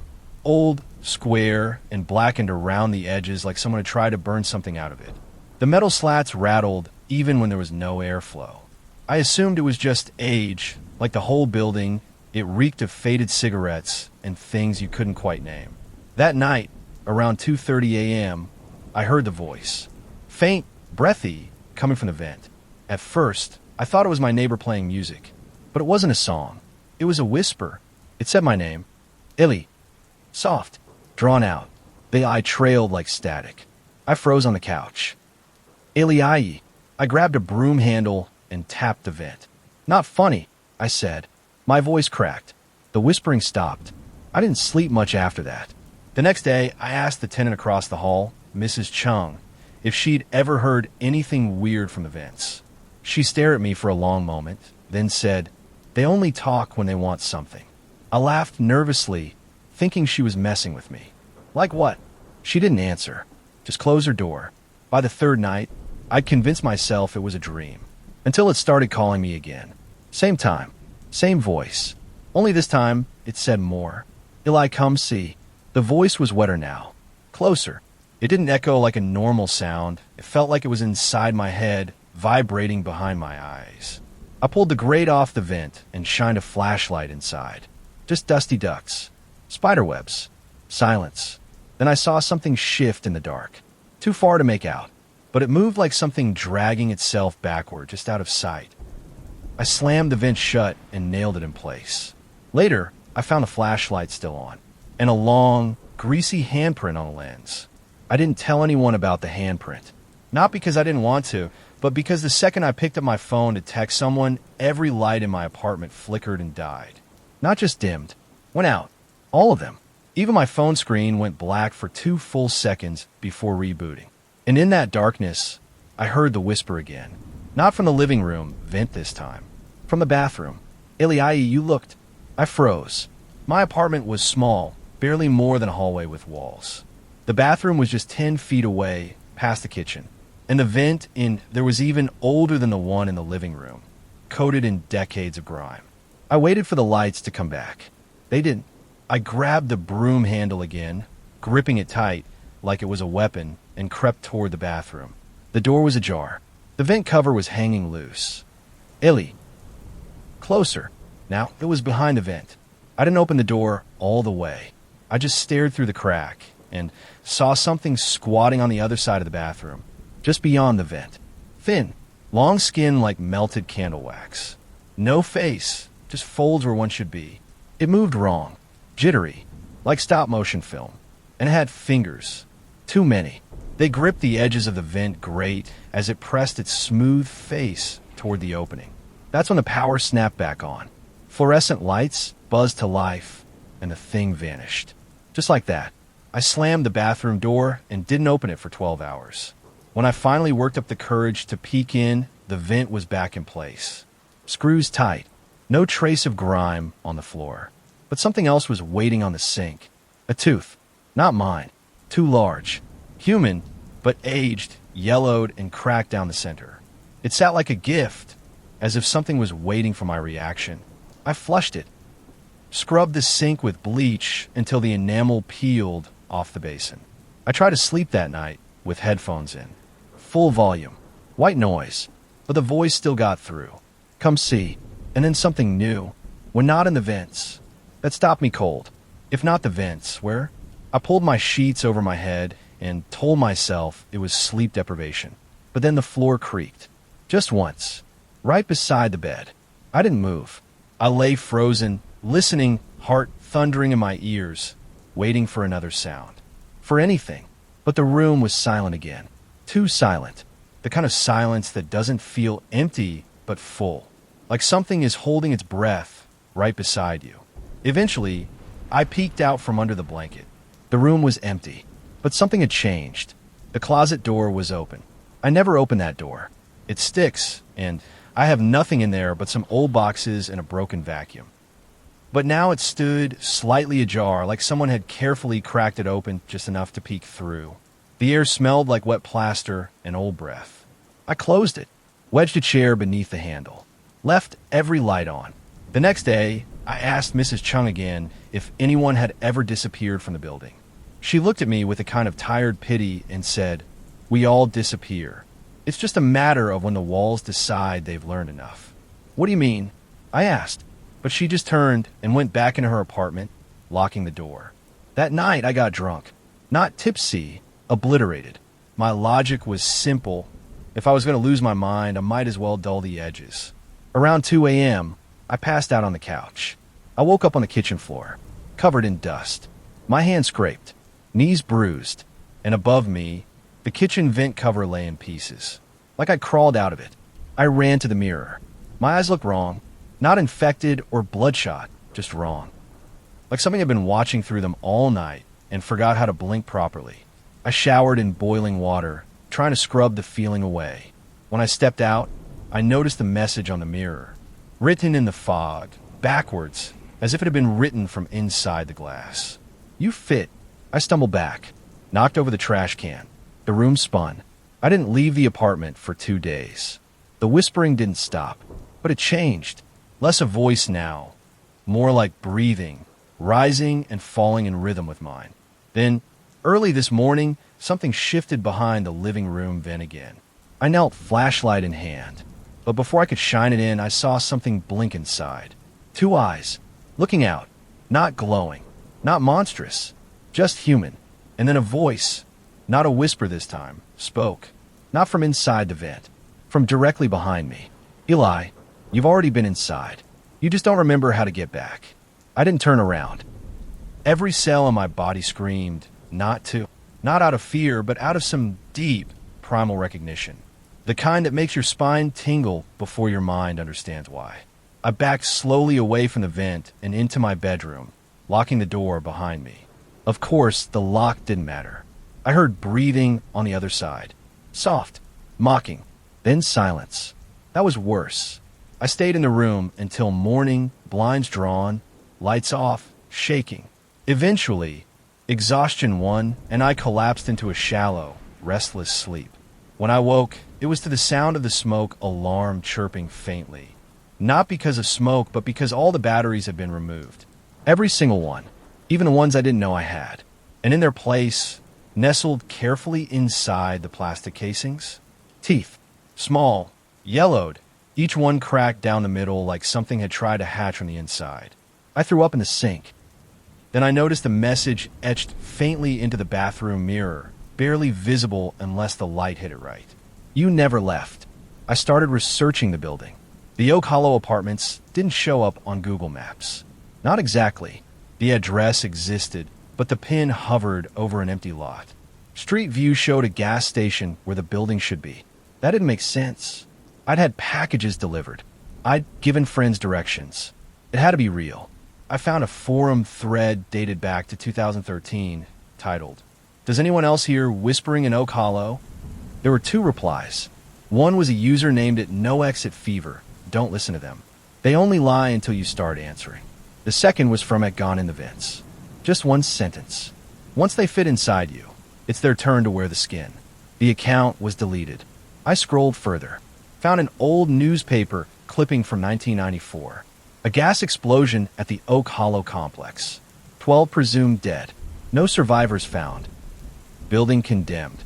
I stared at the article for a long time. Then I looked around my apartment. The walls were different. The paint had begun to peel away, revealing scorched wood beneath. Smoke stains curled up from the vents like veins. Every corner of the room was darker than it should have been, like the shadows had thickened. And the floor? It breathed. Just once. A soft, subtle rise and fall beneath my feet. Then the vent beside my bed opened by itself. No noise. Just 4 screws dropping gently onto the carpet, one by one. Then fingers. Long, skeletal fingers curling around the frame. I didn't wait to see what followed. I grabbed my coat, bolted out the door, and ran into the hallway. But the hallway didn't end. No matter how far I ran, it stretched on and on, turning sharply, looping around, passing the same flickering exit sign over and over. And from every vent along the wall, whispers rose. "Come back inside. You fit better this time. This time you'll stay." I don't remember collapsing. I must have passed out from exhaustion, or fear, or both. When I woke up, I was back in my apartment. Not lying on the floor, not in bed, but kneeling in front of the open living room vent. Like I'd been praying to it. The metal edges were lined with small cuts of skin. My skin. Little flakes like I'd been trying to crawl inside. I stumbled to the bathroom and turned on the light. The mirror had changed again. It no longer reflected my movements in real time. Instead, my reflection stood still, staring back with wide, twitching eyes, its mouth slightly parted like it was about to scream. I backed away. The lights flickered, and in that brief strobe, just for a blink, my reflection smiled. I turned and ran out of the apartment. The hallway was back to normal. Doors, carpet, dim lighting. For a moment, I believed maybe it was all in my head. Some awful nightmare bleeding into waking life. But then I saw the door across from mine, for B, was gone. Not closed. Gone. Just a blank patch of wall, like it had never existed. Mrs. Cheng's door had been nailed shut with rusted boards. Scraps of what looked like prayer paper were stapled all around the frame. Something beneath the wood was scratching slowly, methodically, like it had a pattern to follow. I ran to the stairwell. The door opened. I bolted down the steps. But the first floor never came. It was like I was running in place. Each turn of the stairwell brought me back to the same cracked light bulb, the same water stain, the same faint scribble on the wall that read, "They know your shape now." Eventually, I gave up and sat. And that's when I heard the vent down in the stairwell groan open. A voice, no longer a whisper, called down the concrete shaft. "You don't need to leave. You already belong." It was my voice. I don't know how long I sat there, but when I finally stood up, I found a small envelope tucked into the crook of the stair railing. Inside was a Polaroid photo of me, asleep in my bed, but taken from above, as if the photo had been snapped through the ceiling vent. There was a note scrawled on the back. "You left once. You won't again. I'm still here. I've stopped trying to escape, because the more I run, the more the layout changes. Sometimes my bedroom is a hallway. Sometimes the kitchen just isn't there anymore. Sometimes the vent leads to a stairwell. Sometimes it leads to, I don't know what it is, but it whispers, and it wants to wear me like a favorite shirt. I've started keeping the vents covered with towels, furniture, anything I can move. It doesn't help. At night, I hear things crawling behind the walls. Not mice, they breathe too loud. The sound is heavy, like someone dragging a wet blanket through the ductwork. They knock sometimes, not random banging. Patterns. 3 knocks. Pause. 2 more. Then a whisper of my name, followed by giggling that doesn't sound like any child I've ever heard. Last night, the vent above my bed whispered something different. Almost ready, I sat up and screamed at it, told it to leave me alone. The whisper didn't stop. It repeated the phrase over and over until the pitch of my name warped, like a cassette melting in the sun. Illy, Illy, Ill. I broke the ceiling vent with a broom. No effect. In the morning, I checked my phone camera just to distract myself. There were new photos. I hadn't taken them. They showed me standing in front of the bathroom mirror. But my reflection, it was smiling, and I wasn't. Then came the worst one. It was taken from inside my fridge. A photo of me opening the door, eyes closed. Behind me, in a shot, something pale and long-fingered peeked out of the hallway vent. I dropped the phone and screamed. Mrs. Chung pounded on the wall from her apartment. "Don't let them through the mirror," she shouted. "That's how they finish." When I tried to reply, she didn't answer. I heard her door slam. I haven't seen her since. I checked the hallway. Her apartment's boarded up from the inside now. No sound, no light. I pressed my ear to the door and thought I heard whispering, but in reverse, like something playing a memory backwards. That night, I smashed every mirror in my apartment. The bathroom, the kitchen backsplash, even my phone screen. But the shards still showed wrong things, people behind me, even when I was alone. Rooms I didn't recognize. A version of myself with black holes for eyes. I haven't slept in 2 days. And the worst part? The vents don't whisper anymore. They breathe. Each one lets out a slow, humid exhale every few hours like something is alive in the ductwork, and it's getting bigger. My ceiling bowed this morning. Not cracked. Bowed. Like something is pressing against it from the other side, testing the limits of its prison. There's a new message carved into the bedroom wall, etched in thin scratches. If you won't come to us, we'll wear you out from the inside. I think that's what they've been doing. I can't tell when I'm dreaming anymore. I don't remember unlocking the doors, but I find them wide open. And last night, I woke up with dirt in my mouth. My throat was sore, raw, like I'd been screaming underground. I duct taped every vent shut today, sealed them with layers of plastic, furniture, anything I could find. My bed's against the wall, the dresser's across the door. I even nailed boards over the bathroom vent. But I know it won't stop them, because the last place they're whispering from is inside me now. I hear them in my jaw, in the crackle of my teeth, in the space behind my eyes when I close them. They hum in my blood, sync with my heartbeat. I don't know how they got in. Maybe it was the dust I breathed in. The night I blacked out. The moment I looked too long into that damn mirror. I think they're building something in my dreams. A copy of me. I see it when I blink too long, standing just to my left, mimicking every movement a half second late. It watches me sleep. It practices blinking. Sometimes it's in the reflection. Other times it isn't. I try to call my sister. Her voicemail picked up, but before I could say anything, the static started, and then my voice answered. "I'm fine," it said.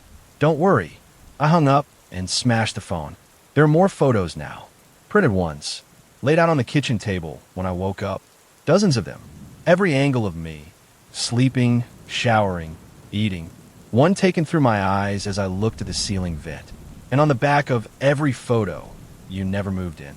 We did. I burned them. The flames didn't leave ashes. They just vanished. Like the air ate them. The apartment's rotting around me now. The wallpaper peels itself at night. My closet door won't stay closed. The floor creaks even when I'm not moving. And today, the ceiling finally cracked. A slow tear right above my bed. Dust rained down, followed by a sound I can't forget, like a tongue dragging along drywall. Something is pushing through now. I saw a fingertip. It looked like mine, only longer, boneless, gray. I don't sleep anymore. Not because I'm afraid, but because I can't. When I close my eyes, I see what they see. I'm what they are, and I feel them in my spine, coiled like a second nervous system. They're not in the vents. They were never in the vents. The vents are just the doorway. The real space, the place they live, is inside whatever's left behind when we leave the mirror. They're waiting for one last thing. For me to stop fighting. To finally say, yes. I said it. I whispered yes into the dark.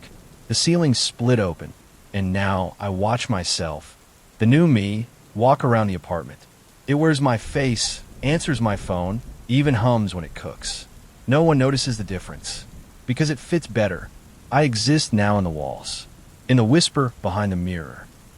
I remember the vents because they were the first to notice me slipping, the first to speak. Now I wait for the next tenant. I already know their name. I've whispered it into the pipes. They move in tomorrow, and the vents are already breathing. Story 7. I found a door in my basement that wasn't there before.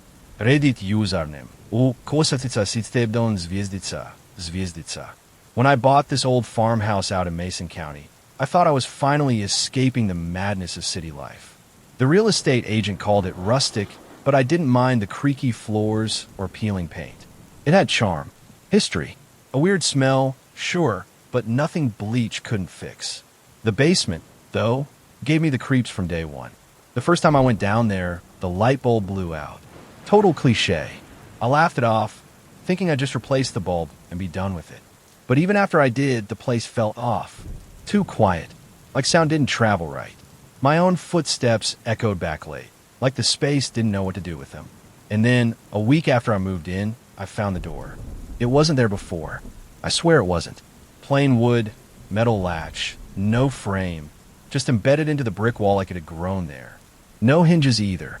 It looked wrong, off-center. Not like something that had been installed, but revealed. There was a mark on it. 6 notches, carved in a downward arc, like tally marks going down a spiral. At first, I thought it was just vandalism or an old owner's strange idea of decoration. But when I pressed my hand to it, it vibrated, like it had a pulse. I pulled away and told myself I was tired, that the stress of moving and working from home had caught up with me. That night, I dreamed of knocking. Faint, rhythmic, coming from deep below the floorboards. A slow knock, knock, knock, pause, knock. The same beat over and over. When I woke up, the basement door at the top of the stairs was open. I hadn't opened it. I keep it locked. Still, the knob was cool in my hand when I closed it, like someone had touched it recently. The next day, the door in the wall was gone. I went downstairs to prove it was real, to show myself I hadn't imagined anything. But where it had been, there was only brick, until I turned off the lights. In the pitch black, the outline of the door glowed faintly. Pale green, 6 marks beneath it pulsing. I ran upstairs and didn't sleep that night. I didn't go back into the basement for 3 days. Every time I passed the door at the top of the stairs, I felt something pressing against it. Not physically, but in my head, like a suggestion, soft and steady. Come down. Just look again. You missed something. On the 4th night, I heard the knock again. Same rhythm, same pause, coming from beneath me. It echoed through the vents and made the light fixtures hum like tuning forks. I turned up the TV. It didn't help. The sound cut through the noise like it was vibrating straight into my skull. I opened the basement door and stared down into the dark. Nothing moved, but I could smell dirt. Damp, old dirt, the kind that's been packed tight and undisturbed for 100 years. I stepped onto the top stair and flicked the light switch. The bulb buzzed to life. The door was back.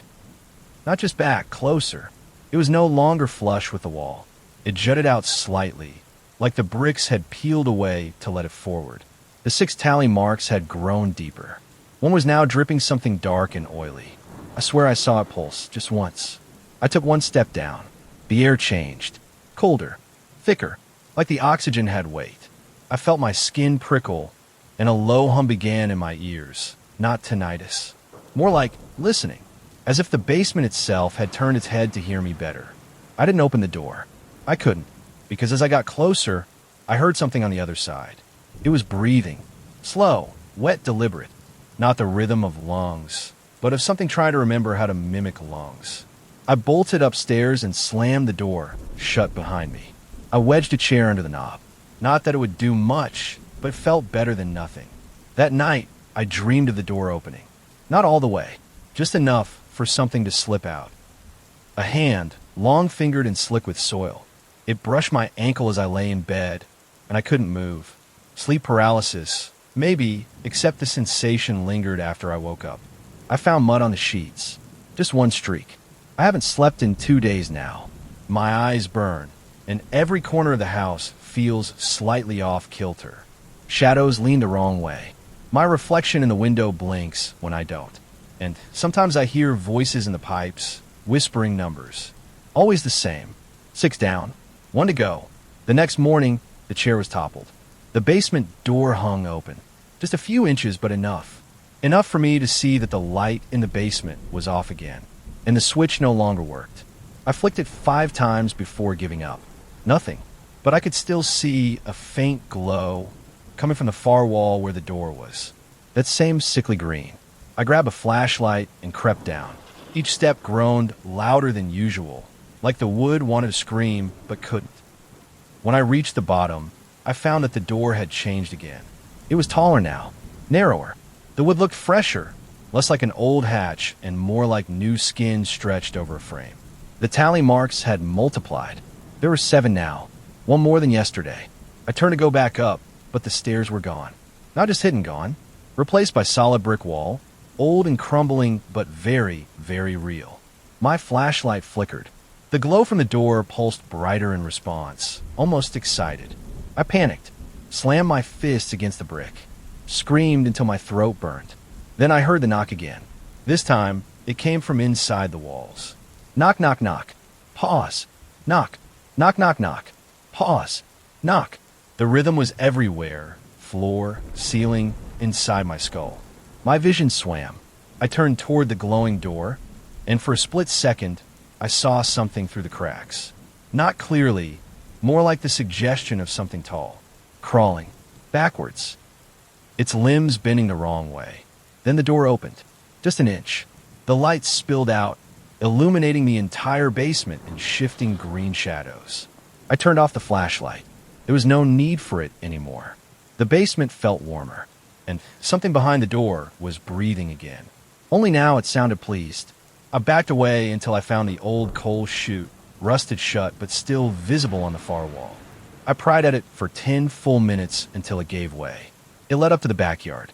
I scrambled out, hands bloody and raw, and ran back into the house through the kitchen door. When I turned to look at the yard, the chute was gone, covered by smooth, untouched grass. I don't remember falling asleep that night, but I woke up to find a strange black object at the foot of my bed. An old iron key, still damp, wrapped in a note that read, Your turn next. One more knock. I kept the key. Not because I wanted to, but because I couldn't throw it away. I tried. Tossed it in the garbage, flushed it down the toilet, even drove it 20 miles out and buried it under a bridge. But by morning, it was back on my nightstand. Still damp. Still wrapped in the same note. Now more smudged than before. The knocks haven't stopped. Every night, around 2:16 a.m., the house goes still. My phone freezes. My clock stalls. The lights dim just slightly. And then it starts. Knock, knock, knock. Pause. Knock. Like a heartbeat with a stutter. The seventh knock. The final one. Sometimes I hear footsteps on stairs. Slow. Heavy. Dragging. They never reach the top. Last night, I barricaded the basement door with furniture. Couch, shelves, everything I could move.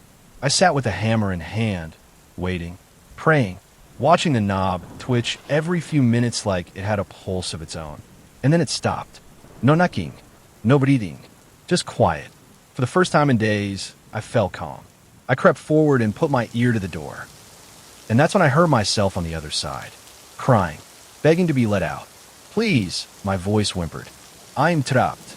It's dark. I can't feel my arms. It said things I didn't remember saying, but knew I had. Memories I hadn't recalled in years. Details no one else could know. It spoke with my cadence. My breathing. It was me, or something that wore me well. I didn't open the door, but I also didn't sleep. The key hummed softly from the nightstand. A high-pitched, metallic tone like it was vibrating just below the level of sound. I checked the basement this morning. The furniture was still there, but the door? Gone. The bricks were solid again, and on the wall, freshly etched, a phrase I've never seen before. You knocked first. Now the knocking comes from inside the house. The walls, the pipes, the mirror. Once, it came from inside the fridge. I opened it slowly, expecting food. Instead, I found a photo of myself sleeping, dated 3 days ahead. In the image, I'm lying peacefully, except the door is wide open behind me, and something is crawling out. I've started covering mirrors. Every time I catch my reflection lately, it feels off by half a second, like it's waiting for me to look away so it can move on its own. Once while brushing my teeth, I saw it smile. I wasn't smiling. I've locked every door, stuffed towels under cracks, unplugged the fridge. But it doesn't matter. The knocks have started coming from inside the bedroom walls now. Last night, I heard my own voice again, only this time it wasn't begging. It was laughing. A slow, breathy wheeze that built into a chuckle, then stopped suddenly like it had forgotten the joke. I screamed at it to shut up, to leave me alone. And it answered. You opened it. That's all it said. Just 2 words. But they broke something inside me. Because I remembered. I remember being a kid in this very house. Yes, this one. I blocked it out. Repressed it, maybe. But all came rushing back in waves. My grandfather's funeral, the summer we stayed here afterward. The weird smell in the basement. How my cousin dared me to knock on a strange wooden hatch built into the wall. 6 times. Then once more. Just like now. But there had been no consequences. At least not then. Until the nightmares started. Until my cousin disappeared in the woods and they blamed coyotes. I moved away. Grew up. Forgot. And now somehow I'm back. And so is the door. I think maybe it's always been with me. Following. Waiting for me to come back. For me to be ready. This afternoon, I heard knocking from inside my bedroom closet. Same rhythm. Knock, knock, knock. Pause. Knock. I opened it slowly. There was no door inside. No portal. Just clothes. Dust. The usual. But hanging from a single nail in the back wall was a coat I hadn't seen in years. My grandfather's old hunting jacket. I reached for it, and something inside the pocket moved. I pulled out. It was the key. Not a copy. The same one. Still wet. Still cold. The note was gone. In its place, carved along the spine, were those words again. You opened it. When I dropped the key, it didn't fall. It hovered, suspended midair, then drifted back into the pocket, like it knew it wasn't done yet. I didn't sleep last night. Couldn't. The key kept sliding across the floor, tapping the baseboard every few minutes. Not rolling, not falling, sliding like it was being pulled along by a magnet beneath the floorboards. This morning, the walls felt thinner. I could hear my house breathing. Not creaking, breathing. A low inhale that made the air pressure change, then an exhale that fogged the windows from the inside. The glass pulsed with condensation in perfect rhythm, in and out like a set of enormous lungs expanding around me. I checked the basement again.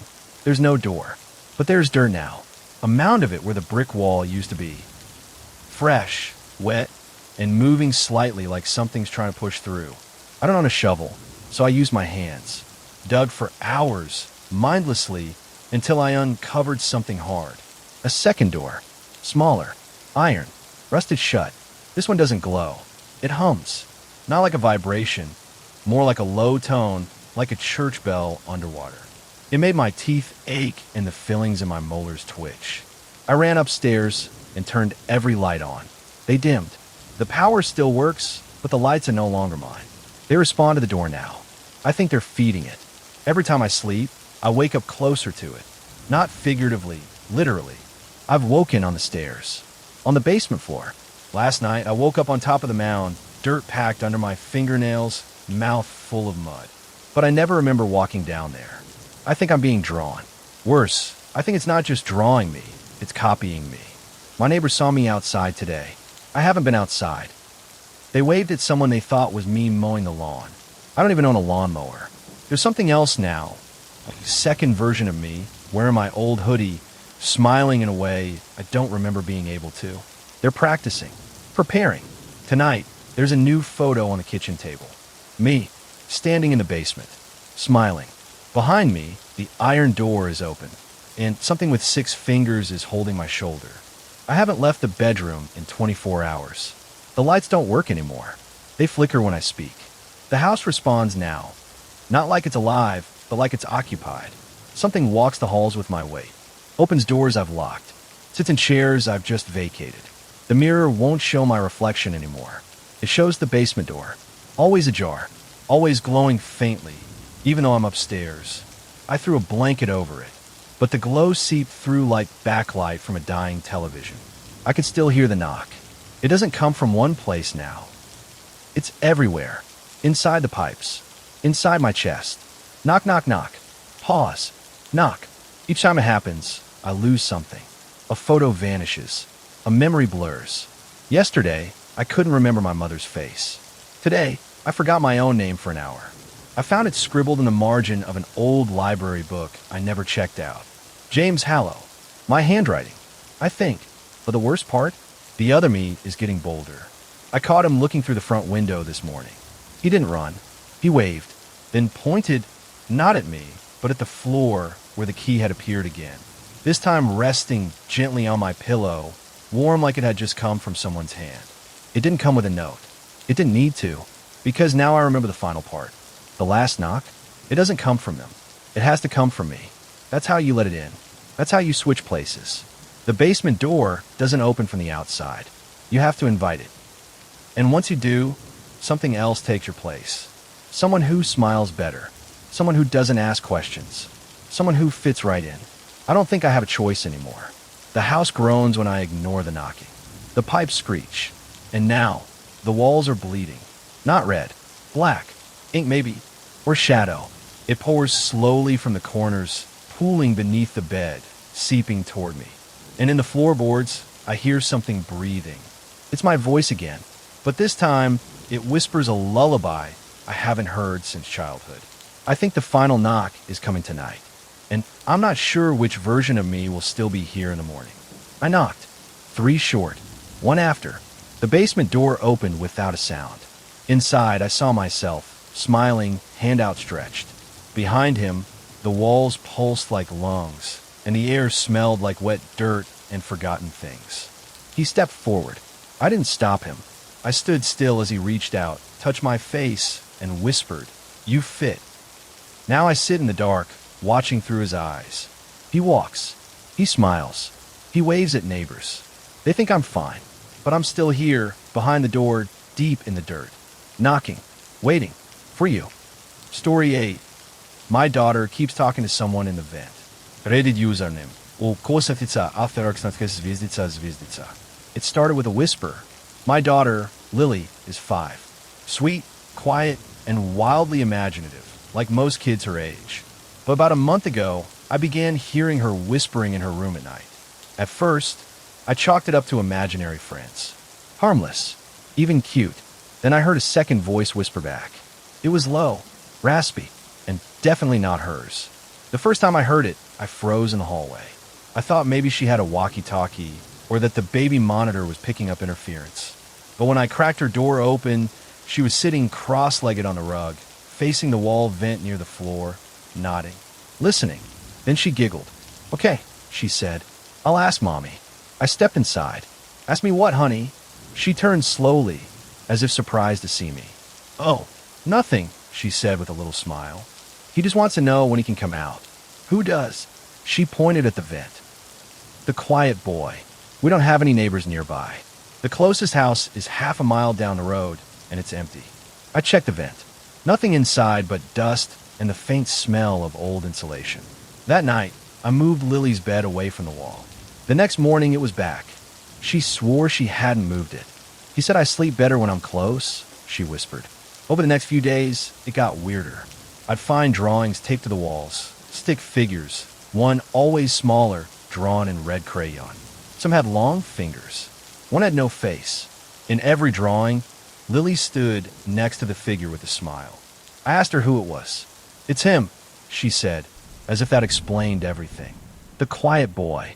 He's lonely. I started sleeping with the baby monitor again, even though she's old enough not to need it. That's when I heard it clearly. Around 3:12 a.m., a voice whispered, "Come closer," and Lily answered, "I can't. Mommy says I'm not allowed." The voice replied, "She's not your real mommy." I ran into her room, but she was asleep, or pretending to be. The vent was warm, like someone had been breathing through it. The next morning, I asked Lily what she meant. "What did you tell the quiet boy last night?" I said gently over breakfast. She looked up from her cereal. "He wanted me to go with him," she said. "He says it's better in the walls, that it's quieter." My stomach dropped. "You know you can't go in the vents, right? It's dangerous." She shrugged. "He said he'd make me small. Like him." That was the moment I realized this wasn't normal make-believe anymore. I pulled the vent cover off after she left for school, just to prove to myself there was nothing there. But something was. Behind the metal grate, deep in the shaft, I saw a tooth. A small, yellowing molar resting on a patch of dusty insulation. I nearly dropped the flashlight. It looked human. I called my friend Simon. He's a contractor. I told him I thought an animal might be in the ductwork. He came by that afternoon with tools and scoped the vents. "Nothing alive in there," he said, frowning. "But I'd find something weird in the crawl space." He showed me a photo on his phone. There were scratches all along the inside of the vent. Not rodent marks, fingernails. Scraped in a circular motion, like someone had been spinning around and around, trapped. That night, Lily wouldn't go to sleep. "He's mad at you," she said quietly. "What?" "Because you're keeping us apart. He said your skin doesn't fit right, that you're borrowed." I didn't know what to say to that. At 3:12 a.m. again, the same time, I heard something move behind the wall. Not crawl. Move, like someone dragging their hands along the inside. The baby monitor crackled. Lily was whispering. "No, she's still here. I told you, she sleeps late." A pause. Then the voice, that awful breathy voice, rasped, "Soon." I ran into her room and found her standing on her bed, hands on the vent, eyes wide open. "Lily." She turned, slowly. "He says I'm almost ready," she said. I didn't send Lily to school the next day. I told the office she had a fever. Truthfully, I just wanted her near me. I didn't trust the vents. I didn't trust the house. Hell, I wasn't even sure I trusted myself anymore. We spent the morning drawing together in the kitchen. I asked if she wanted to talk about the quiet boy. She nodded. "He used to live here," she said. "A long time ago, before the walls went up." I blinked. "What do you mean?" She took her red crayon and drew a little stick figure. He was hiding, but someone locked him in. He said they covered the hole, with a face. I didn't understand. Later that afternoon, she went quiet. I found her crouched in the hallway outside the laundry room, her ear pressed against the floor vent. "He's crying," she whispered. I didn't hear anything. I picked her up and moved her to the couch, then grabbed a screwdriver and ripped off that vent cover. I shined a flashlight deep inside. Empty. Just aluminum shafting and dust. Until I noticed the smell. Sweet. Rotted. Like something long dead, dried with sugar and mold. It made my throat close. That night, I took her into my bed. I locked every vent in the house. Covered them with plastic wrap. Duct taped them shut. Even the one in the ceiling. At 3:12 a.m., I awoke to a sound I can only describe as rustling meat. Like something was being pushed through something dry. Then a whisper, "She'll look better without your face." I bolted upright. Lily was gone. I tore through the house, screaming her name, kitchen, bathroom, under the bed. Nothing. Then I heard her voice. From the walls. "Mommy." It was faint. Hollow. Like she was trapped inside the drywall. "I am stuck." I pressed my ear to the nearest vent. "Where are you, baby?" "In the quiet place," she said. And then, behind me, a second voice, whispering from the dark. "No, you are." I turned. The hallway was empty. But the attic hatch above me creaked open, just a crack. I stood frozen beneath the attic hatch, heart hammering. Dust fluttered down in soft puffs, like the ceiling had exhaled. I grabbed the stepladder from the closet, every bone in my body screaming don't. But Lily's voice echoed again, faint, muffled, from somewhere above. "Mommy, I'm cold." I climbed slowly. Each step groaned under my weight. The air near the attic door was colder, denser, like stepping into an unventilated freezer. I reached up and pushed the panel aside. My flashlight beam cut through the darkness. There was nothing, just boxes, old insulation. But the moment I stepped into the attic, the hatch slammed shut behind me. Total black. Then the whispering began.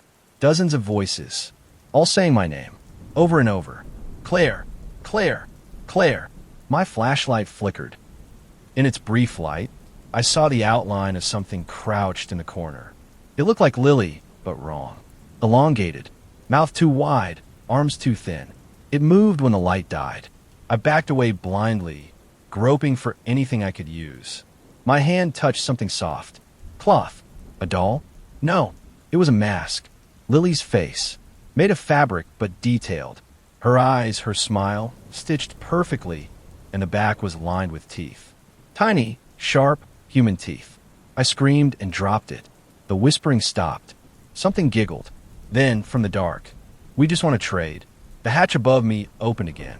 Light spilled in. I scrambled out and slammed it shut, shoving the dresser beneath it.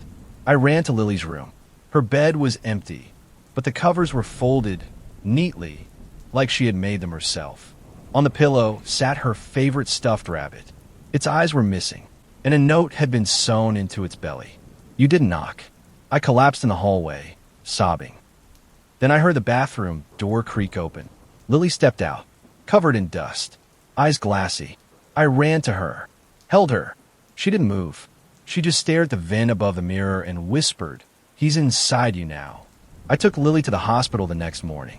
I told them she'd been sleepwalking, that I was worried she'd inhaled mold or something from the vents.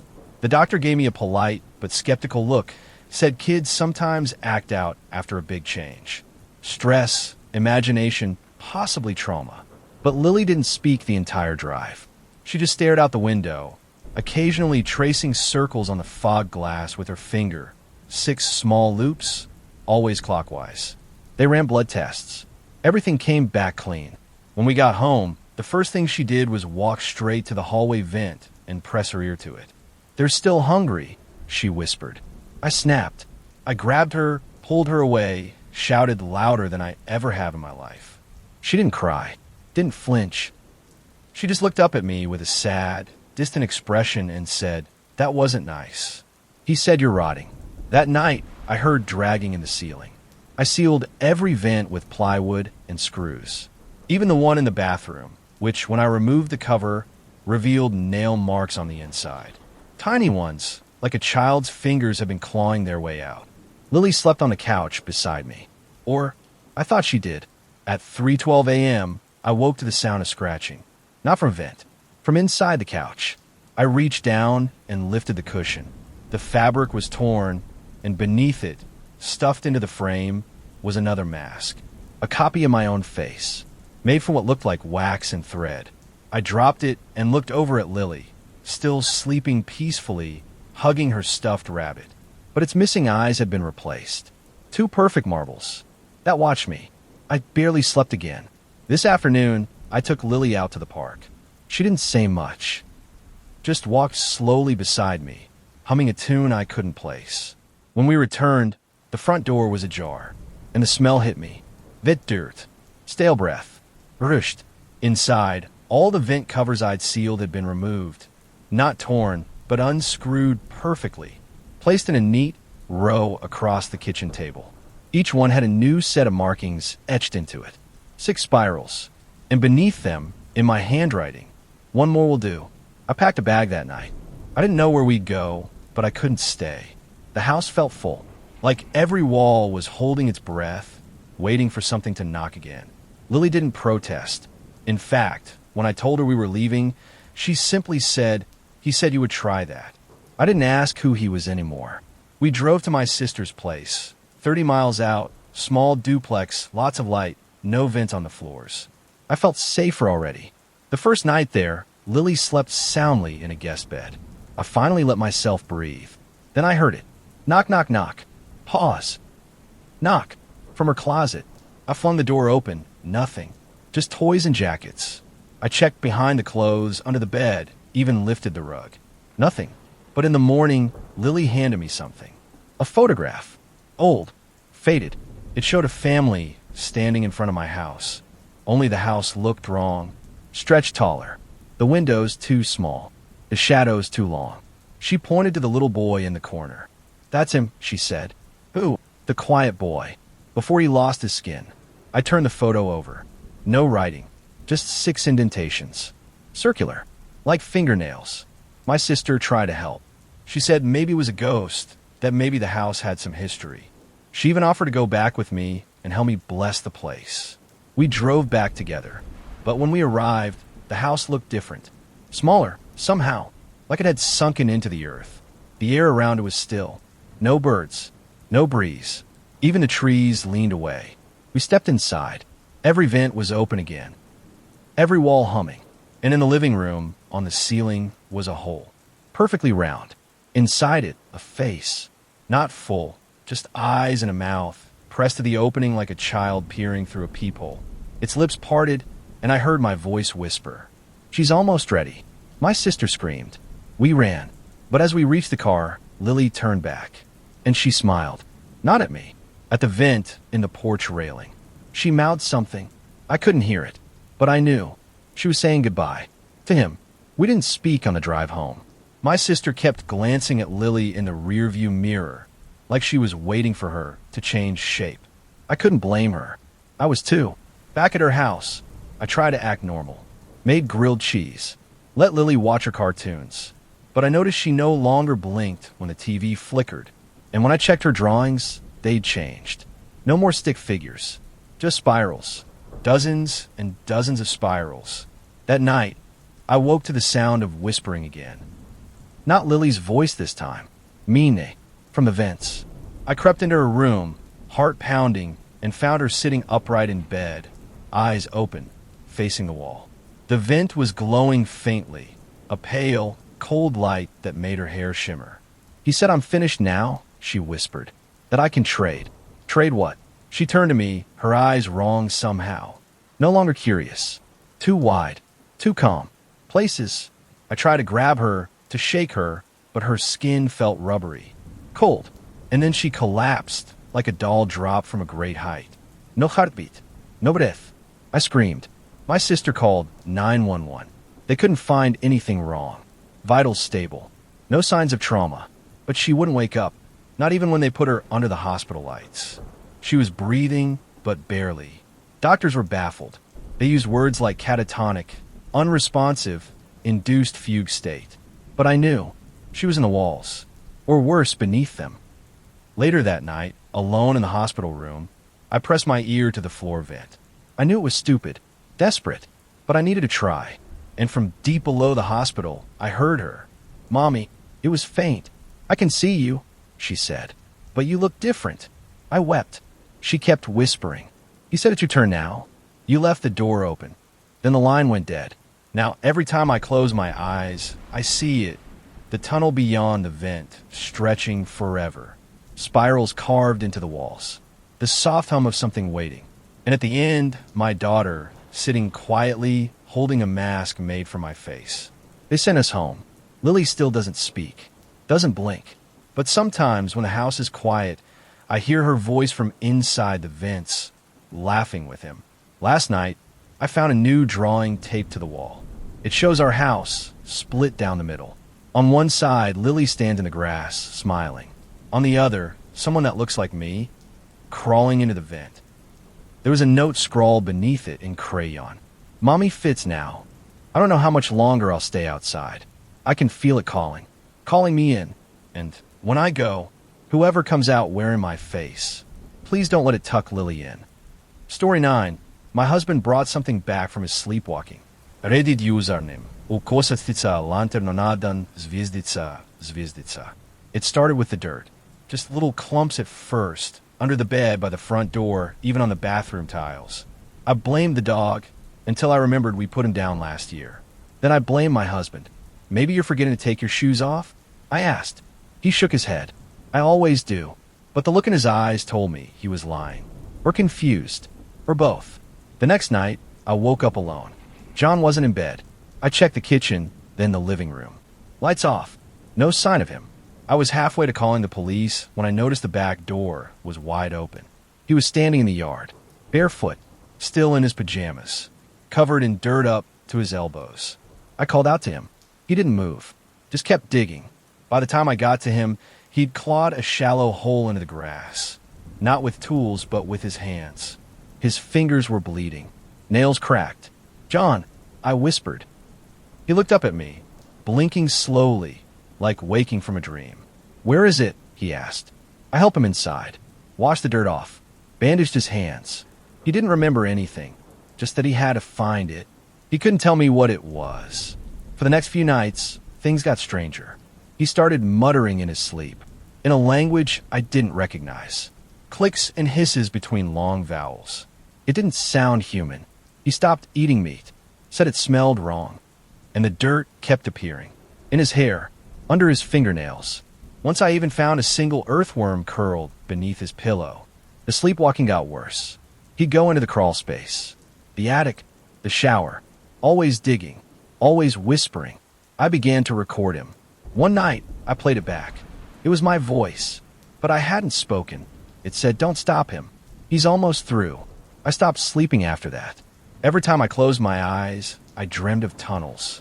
Narrow ones, lined with teeth instead of roots. And something crawling behind me, always just out of reach, whispering in John's voice.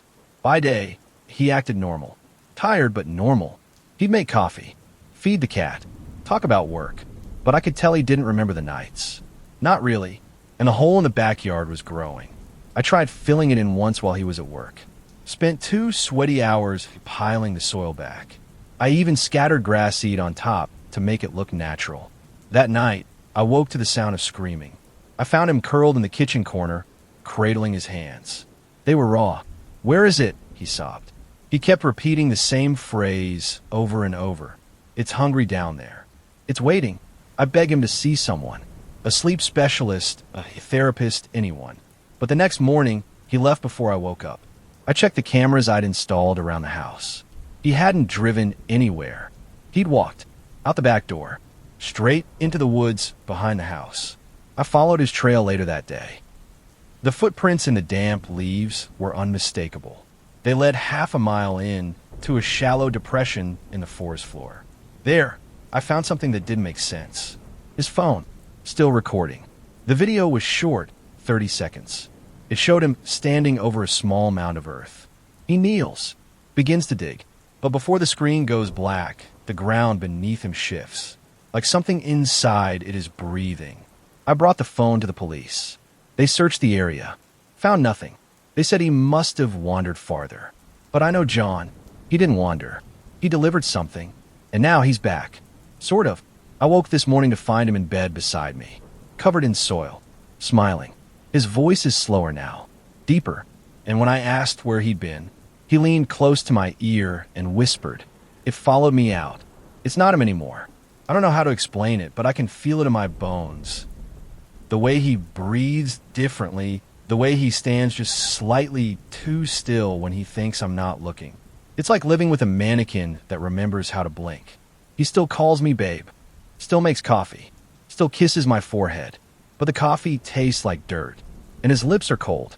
I tried to ask him what happened in the woods, but he only tilted his head and said, "It showed me home." I started checking his arms while he slept. There's something under the skin, a slight bulge, long, thin, coiled like a root. When I pressed on it, he flinched in his sleep and whispered something I couldn't translate. A wet, clicking noise followed by my name in a voice that wasn't his. That night, he brought something inside. I found a back door open around 3 a.m. The footprints led from the yard to the living room. Muddy, barefoot, but there were two sets. One his size, the other smaller. Too small to be human. There was something waiting on the couch, wrapped in a dirty tarp. I didn't open it. I couldn't. By morning, it was gone, but the couch was soaked in dark brown fluid that smelled like rotting bark and iron. I asked him about it over breakfast. He didn't answer, just smiled. A wide, silent smile that lasted too long. Later, I checked our security footage. There was a 12-minute gap. Deleted. By who, I don't know. That afternoon, I caught him staring at the basement door. Not moving, just standing there with his head cocked, listening. When I asked what he heard, he said, "It's whispering now, learning how to use your name." I locked the basement that night, hid the key. He didn't seem to care. But around 2 a.m., I heard the unmistakable sound of hinges creaking. When I rushed downstairs, the door was wide open. He was gone again. I followed the muddy prints to the hallway, then the kitchen, then the ceiling. There were prints on the ceiling. Small, wet, like clawed hands. I haven't slept since, because now I hear breathing behind the walls. And it's not his. I tried leaving. I packed a bag, grabbed the keys, and told John the first was going to visit my sister. He stood at the bottom of the stairs, staring up at me with those blank eyes. His hands were covered in scratches, fresh ones, and there was dirt under his tongue. "You can't go now," he said softly. "It's not done." I ran anyway, but the car wouldn't start. The battery was drained. Not dead, drained, like something had fed off it. I checked the engine. Every wire was frayed and wet. John didn't come outside. He just stood at the window, smiling. That night, I heard the basement door creak open again. I waited at the top of the stairs, flashlight in hand. My skin buzzed with dread, but I forced myself to go down. The light bulb above flickered. The basement floor was covered in footprints. Not John's. Tiny ones. They led to the far wall, where the concrete had cracked open. A hole had formed, not like something broke in, but like something dug out. Damp earth. Fungal roots. And the sound like insects hissing in rhythm. I turned to run and tripped over something soft. It was the tarp. I hadn't seen it since the night it appeared on the couch. It was open now, empty, but claw marks lined the inside. Dozens of them. That's when I noticed the shape in the far corner. A child-sized figure. Pale, hairless, kneeling in the shadows. It didn't move, just stared at me with lidless black eyes. The kind that don't reflect light. It cocked its head just like John. Then it smiled. The same smile. I ran back upstairs and slammed the door. Locked it. Nailed it shut. John didn't ask where I'd been. He was sitting at the kitchen table, sipping coffee, humming something ancient. "There's going to be a gathering," he said. "Underground. Soon." "For what?" I asked, choking on my fear. He looked up. "For you." That night, I found dirt in the shower drain. And a second toothbrush in the holder. Not mine. Not his. It had teeth in the bristles. I burned the basement door. Used lighter fluid, old newspapers, anything I could find. The flames caught fast, the wood blackening with a hiss. I hoped that would be it. That whatever was down there would choke on the smoke and leave us. But John just watched from the porch. Not angry. Not surprised. Just smiling. "You didn't close it," he said softly. "You fed it." That night, I woke to the sound of shuffling beneath the floorboards. Not footsteps. Slithering. Like skin dragging across cement. I pressed my ear to the floor and heard voices whispering. Too many to count. Speaking in loops, over and over. She brought us fire. Fire means feast. I slept in the hallway. In the morning, The floor where I'd burned the basement door was whole again. Perfect. No scorch marks. No nails. Just fresh, untouched wood. The only sign it had ever burned was the smell of ash in my sheets and the trail of footprints leading from the basement to our bedroom. That day I called a priest. Didn't explain much. Just said I needed a blessing. He came with holy water, a cross, and a calm expression that vanished the moment he stepped inside. "It's thick here," he whispered. He sprinkled water in each room, chanted softly. When we reached the basement, he hesitated. "It's louder here," he said. He opened the door. It was dark inside, not shadowed, black, as if light refused to exist in that space. He didn't step down. He just leaned forward slightly, tossed the water, and whispered a single word. "No." Then he turned and left without saying goodbye. John came home an hour later. His clothes were wet. His eyes were wrong. That night, I heard whispering again. Only this time, it wasn't from the basement. It was inside my head. "You belong with him," it said. I ran to the mirror. There was dirt on my teeth, dirt on my tongue, and when I blinked for just a second, my reflection didn't blink back. It only smiled. I don't think I'm me anymore. It started small. Forgetting my middle name, misdialing my sister's number, leaving the fridge open. Then bigger things, like finding my own handwriting in places I hadn't been. On the bathroom mirror, almost done, on the wall above the bed. Let it in, and always in dirt. John stopped pretending to be human. He walks barefoot through the house now, only speaks in whispers. And sometimes he just stands facing the walls for hours, murmuring in that hissing language. He doesn't blink anymore. The worst part is, I don't always notice when he's standing behind me. Sometimes I catch his reflection in the TV or the oven door, watching, smiling, but I never hear him move, and I think he's not alone. 2 nights ago, I saw something crawl out of the hallway vent. Long, thin, pale like stretched wax. It didn't walk, it flowed. I was frozen, couldn't move, could barely breathe. It stopped in front of the bedroom door, tapped once. John opened it, and it entered him. I mean that literally. He opened his mouth, impossibly wide, and the thing slid inside like smoke. No resistance, no sound. And then he grew. Only an inch taller, maybe, but I saw it. I felt it. There's more inside him now than there was before. Last night, I dreamed I was underground, trapped in a tunnel, and when I tried to scream, dirt poured out of my mouth. I woke up gagging, spit out something hard. A fingernail, not mine. I called my sister again, begged her to come. She said she'd drive up in the morning. But now the phone won't dial out, and John has nailed all the windows shut. He tells me the house is settling, but I hear what he really means. The house is sealing, preparing. Tonight, I found a note pinned to my pillow. Same dirt-scrawled handwriting. It says, "You dug with him. You're part of the root now. It's happening faster now. The walls feel too close, like they're leaning in. There's mold in places I just cleaned. The floorboards are warm and soft beneath my feet, like skin stretched over bone. I think the house is alive, and I think it wants me to join it." Last night, I found John sitting on the kitchen floor, surrounded by dirt. He'd torn up the tile. His hands were raw again, fingers gnarled and bleeding. He looked up at me and whispered, "The others are here now." "What others?" I asked, trembling. He tilted his head. "You know them. You dug them." I tried to run. I made it as far as the front door. It was gone. Not locked, gone. Replaced by smooth, wall-like plaster. No handed. No hindis. I backed away, breathing hard. From behind me, I heard dozens of tiny fingers tapping the vents. Then the humming started. Low, rhythmic, like chanting without words. I fled to the attic. It's the only place they don't seem to reach.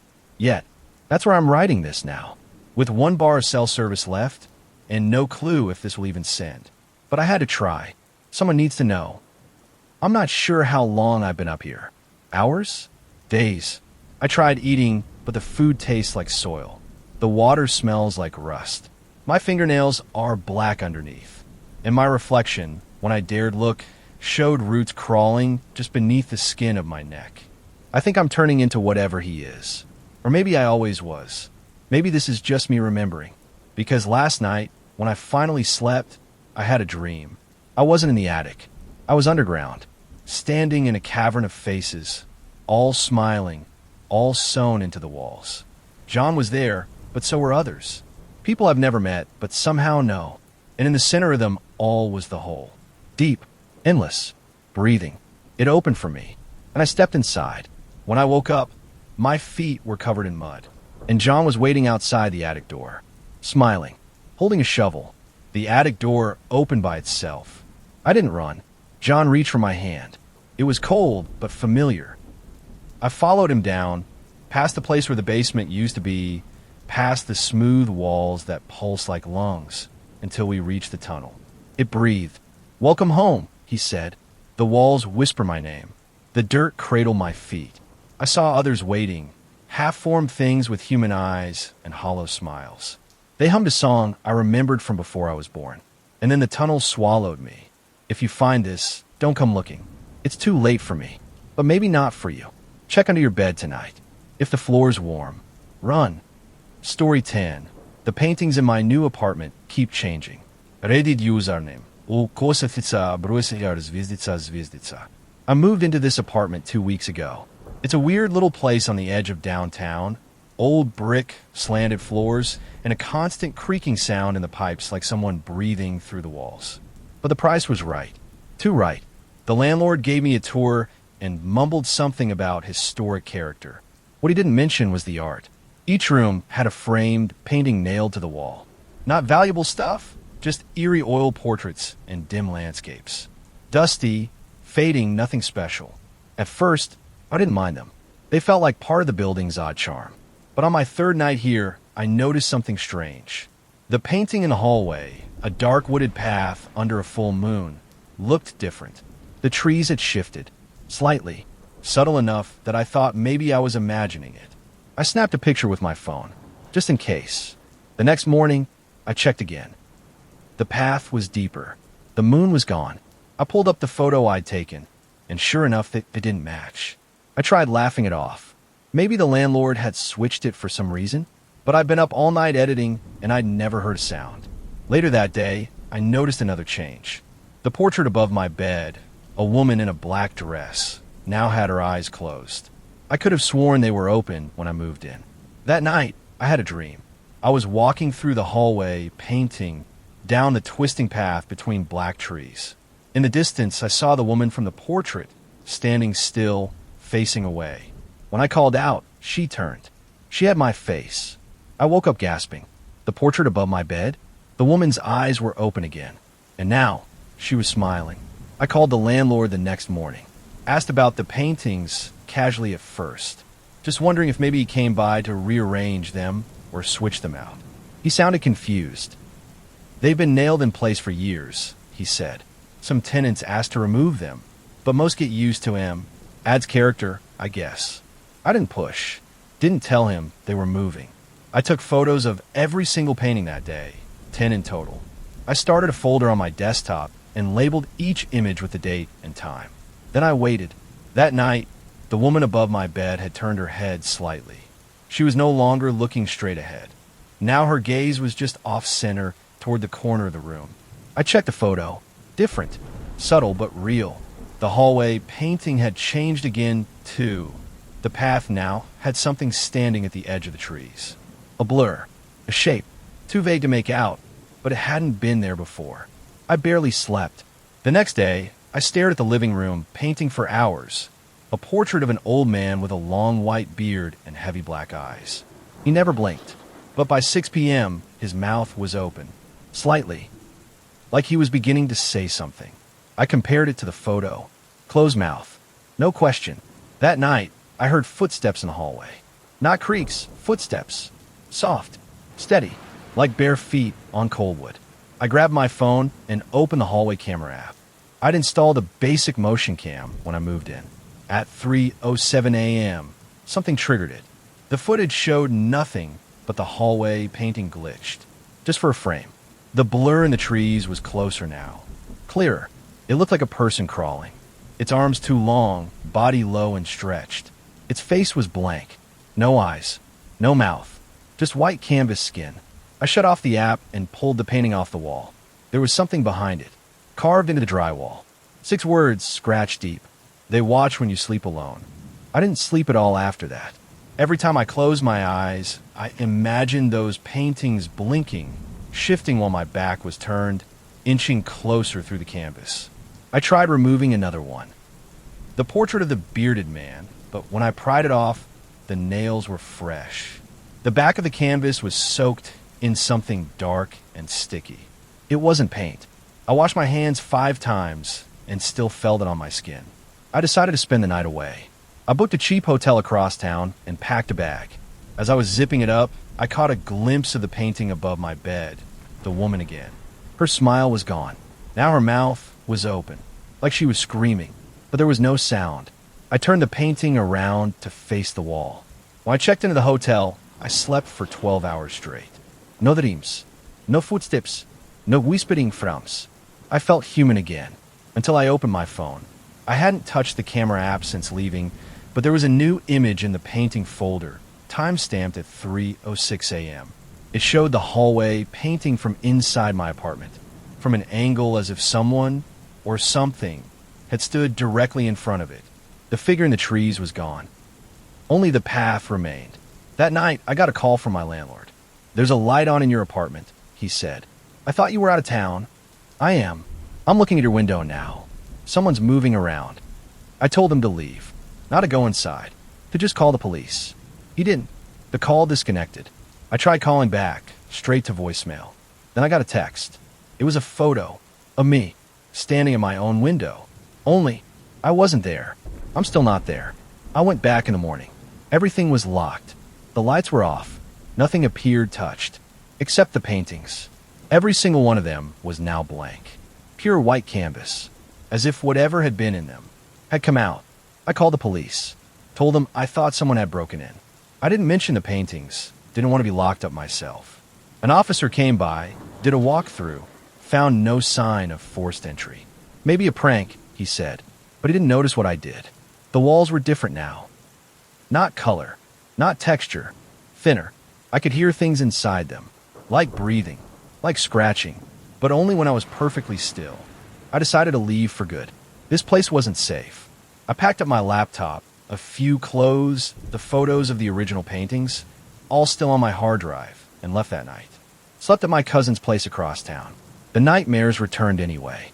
In them, I was inside a painting, trapped, my skin flaking into paint, my mouth sealed with varnish.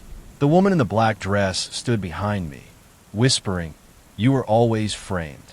I woke up screaming. My cousin asked if I was okay. That's when I saw it, hanging on her hallway wall. One of my paintings, the forest path. I ran to it. The trees were bare now. No figure, just a dark, yawning tunnel carved into the earth at the end of the trail. I asked her where she got it. She blinked. It came with the place. Been here since we moved in. What? I didn't answer. I checked the painting again that night. The tunnel had grown deeper. There was something just inside the entrance, 2 tiny white dots. Eyes. I took the painting down and found writing on the back of the canvas. "You can leave the apartment, but the gallery never forgets." I tore it up, burned the shreds in her backyard. But the next morning, it was back on the wall. Same frame, same scene. Only this time, the eyes in the tunnel were closer. Watching, waiting. I left in the middle of the night. Didn't even tell my cousin. I drove 3 hours north, booked a motel off the interstate, and tossed the motel painting out into the woods before I even unpacked. Just a cheap watercolor of a barn, but I wasn't taking chances. I slept with the lights on. In the morning, I turned on the TV and nearly screamed. A local news anchor was doing a segment on antique art theft, standing beside a painting displayed in the station's lobby. They cut to a wide shot, and I saw it. The forest path. My forest path. The tunnel was still there. Only now, something was halfway out. It had hands, elongated, dripping like melting paint and bone. I checked the motel room. The bathroom mirror had fogged over from the shower I hadn't taken. Someone had drawn a symbol in the condensation, a single spiral, exactly like the one I'd found carved behind the first frame. Then a knock at the door. I peeked through the peephole. No one there, just a painting leaning against the threshold. The woman in the black dress. But now she was holding something, a frame. Inside the frame, me curled in bed, asleep. I blinked, and the image changed. Now, I was awake in the bed, staring directly into the canvas. Mouth open, screaming. But there was no sound, just a faint scraping behind the motel walls, like nails dragged across wood. I left again. Different motel, different town, but the paintings followed. They always show up. Sometimes hum, sometimes leaning. Sometimes just small enough to fit in the corner of a mirror, like a reflection that doesn't belong. They change every night now. Some show places I haven't been. Others moments that haven't happened. Yet, one of them, the newest, shows me standing in a gallery. My eyes are gone. My skin is gray. Beneath the frame, a plaque reads, "The Sleeper, acrylic on sole." I don't remember checking in here. Another motel. Different wallpaper. Same smell of bleach and dust. The man at the front desk didn't speak. Just lent me a key and smiled too long. There's a painting above the bed. I tried to ignore it. Didn't even look at it when I walked in. But I feel it watching. I've started blacking out for hours. Waking up in different clothes. Hands stained with something dark. Last night, I found paint brushes in my bag, still wet. The bristles were made of hair. I don't paint. At least, I didn't. I checked my phone's gallery again today. New images I never took. Photos of people sleeping. Strangers. Crooked angles, like from inside closets or behind curtains. Each one has a name. Each one has a file labeled study. I don't remember any of this. And the worst part? They're starting to resemble the paintings. Eyes too wide, mouths stretched in silent screams. Some aren't even on canvas. They're on skin. The motel mirror fogged again today, even though I hadn't used the shower. A word appeared this time. Frame. I looked at my reflection, but I wasn't alone. The woman in the black dress was standing behind me. She reached for my shoulder. Only the glass rippled, like water. I turned. Nothing there. But when I looked again, the mirror showed her hand still on me. I tried smashing it. It didn't break. It bent. Like canvas. Like I wasn't in a room anymore, but inside a painting. And now I don't know if I ever left that apartment. Maybe I never moved in. Maybe I was always meant to hang. Another exhibit. Another study. Tonight, the painting above the bed changed. It shows a hallway. At the far end is a door. Open. Waiting. And just inside, a shape holding a brush made of bone and whispering my name. I finally tried burning one. It screamed. Not out loud, not with sound, but in my mind. A searing wail that cracked through my skull like lightning. I dropped the painting and fell to the floor, clutching my temples as images flashed behind my eyes. Not memories. Portraits. Hundreds of them. People twisted into grotesque poses. Skin painted into streaks. Eyes replaced with brush strokes. Each one labeled like a gallery tag. The regretful. The witness. The one who fled. I saw myself last. Title. The curator. I don't know what that means. But since then, the paintings don't wait for me to sleep anymore. They move while I watch. The hallway painting, the forest path, now shows the motel door from the outside. A new one appeared in the bathroom. Shows the inside of a frame, but from the subject's perspective. Looking out. Looking at me. And the bearded man? He's back. Only now he's behind glass. I pressed my palm against it. He did too, but I felt my hand go cold, like it was inside his world. I'm starting to think that's the point. That the longer I look, the more I slip through. Not all at once. Just little pieces. First, my reflection. Then my voice, recorded wrong on my phone, echoing in paintings where it shouldn't be. Then my shadow. Gone. Not following me anymore. I don't know what they want. I only know I'm being rendered. Turned into something they can hang. Display. Study. Like I'm part of a collection. Tonight, I found a final painting. It wasn't hung. It was laid carefully in the bed, under the covers like a sleeping body. The subject is me, smiling, still, framed, and scrawl beneath it. Varnish complete. Drying soon. I can't move anymore. Everything feels flat, like I'm pressed between glass and canvas. My thoughts smear like oil. My breath is silent now, because I don't need to breathe. I hear footsteps in the gallery. They whisper. They point. They say, this one saw too much. They say, she painted herself in.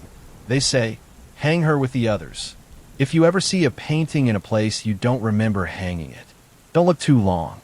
It might start looking back. And if it smiles, it's already framing you.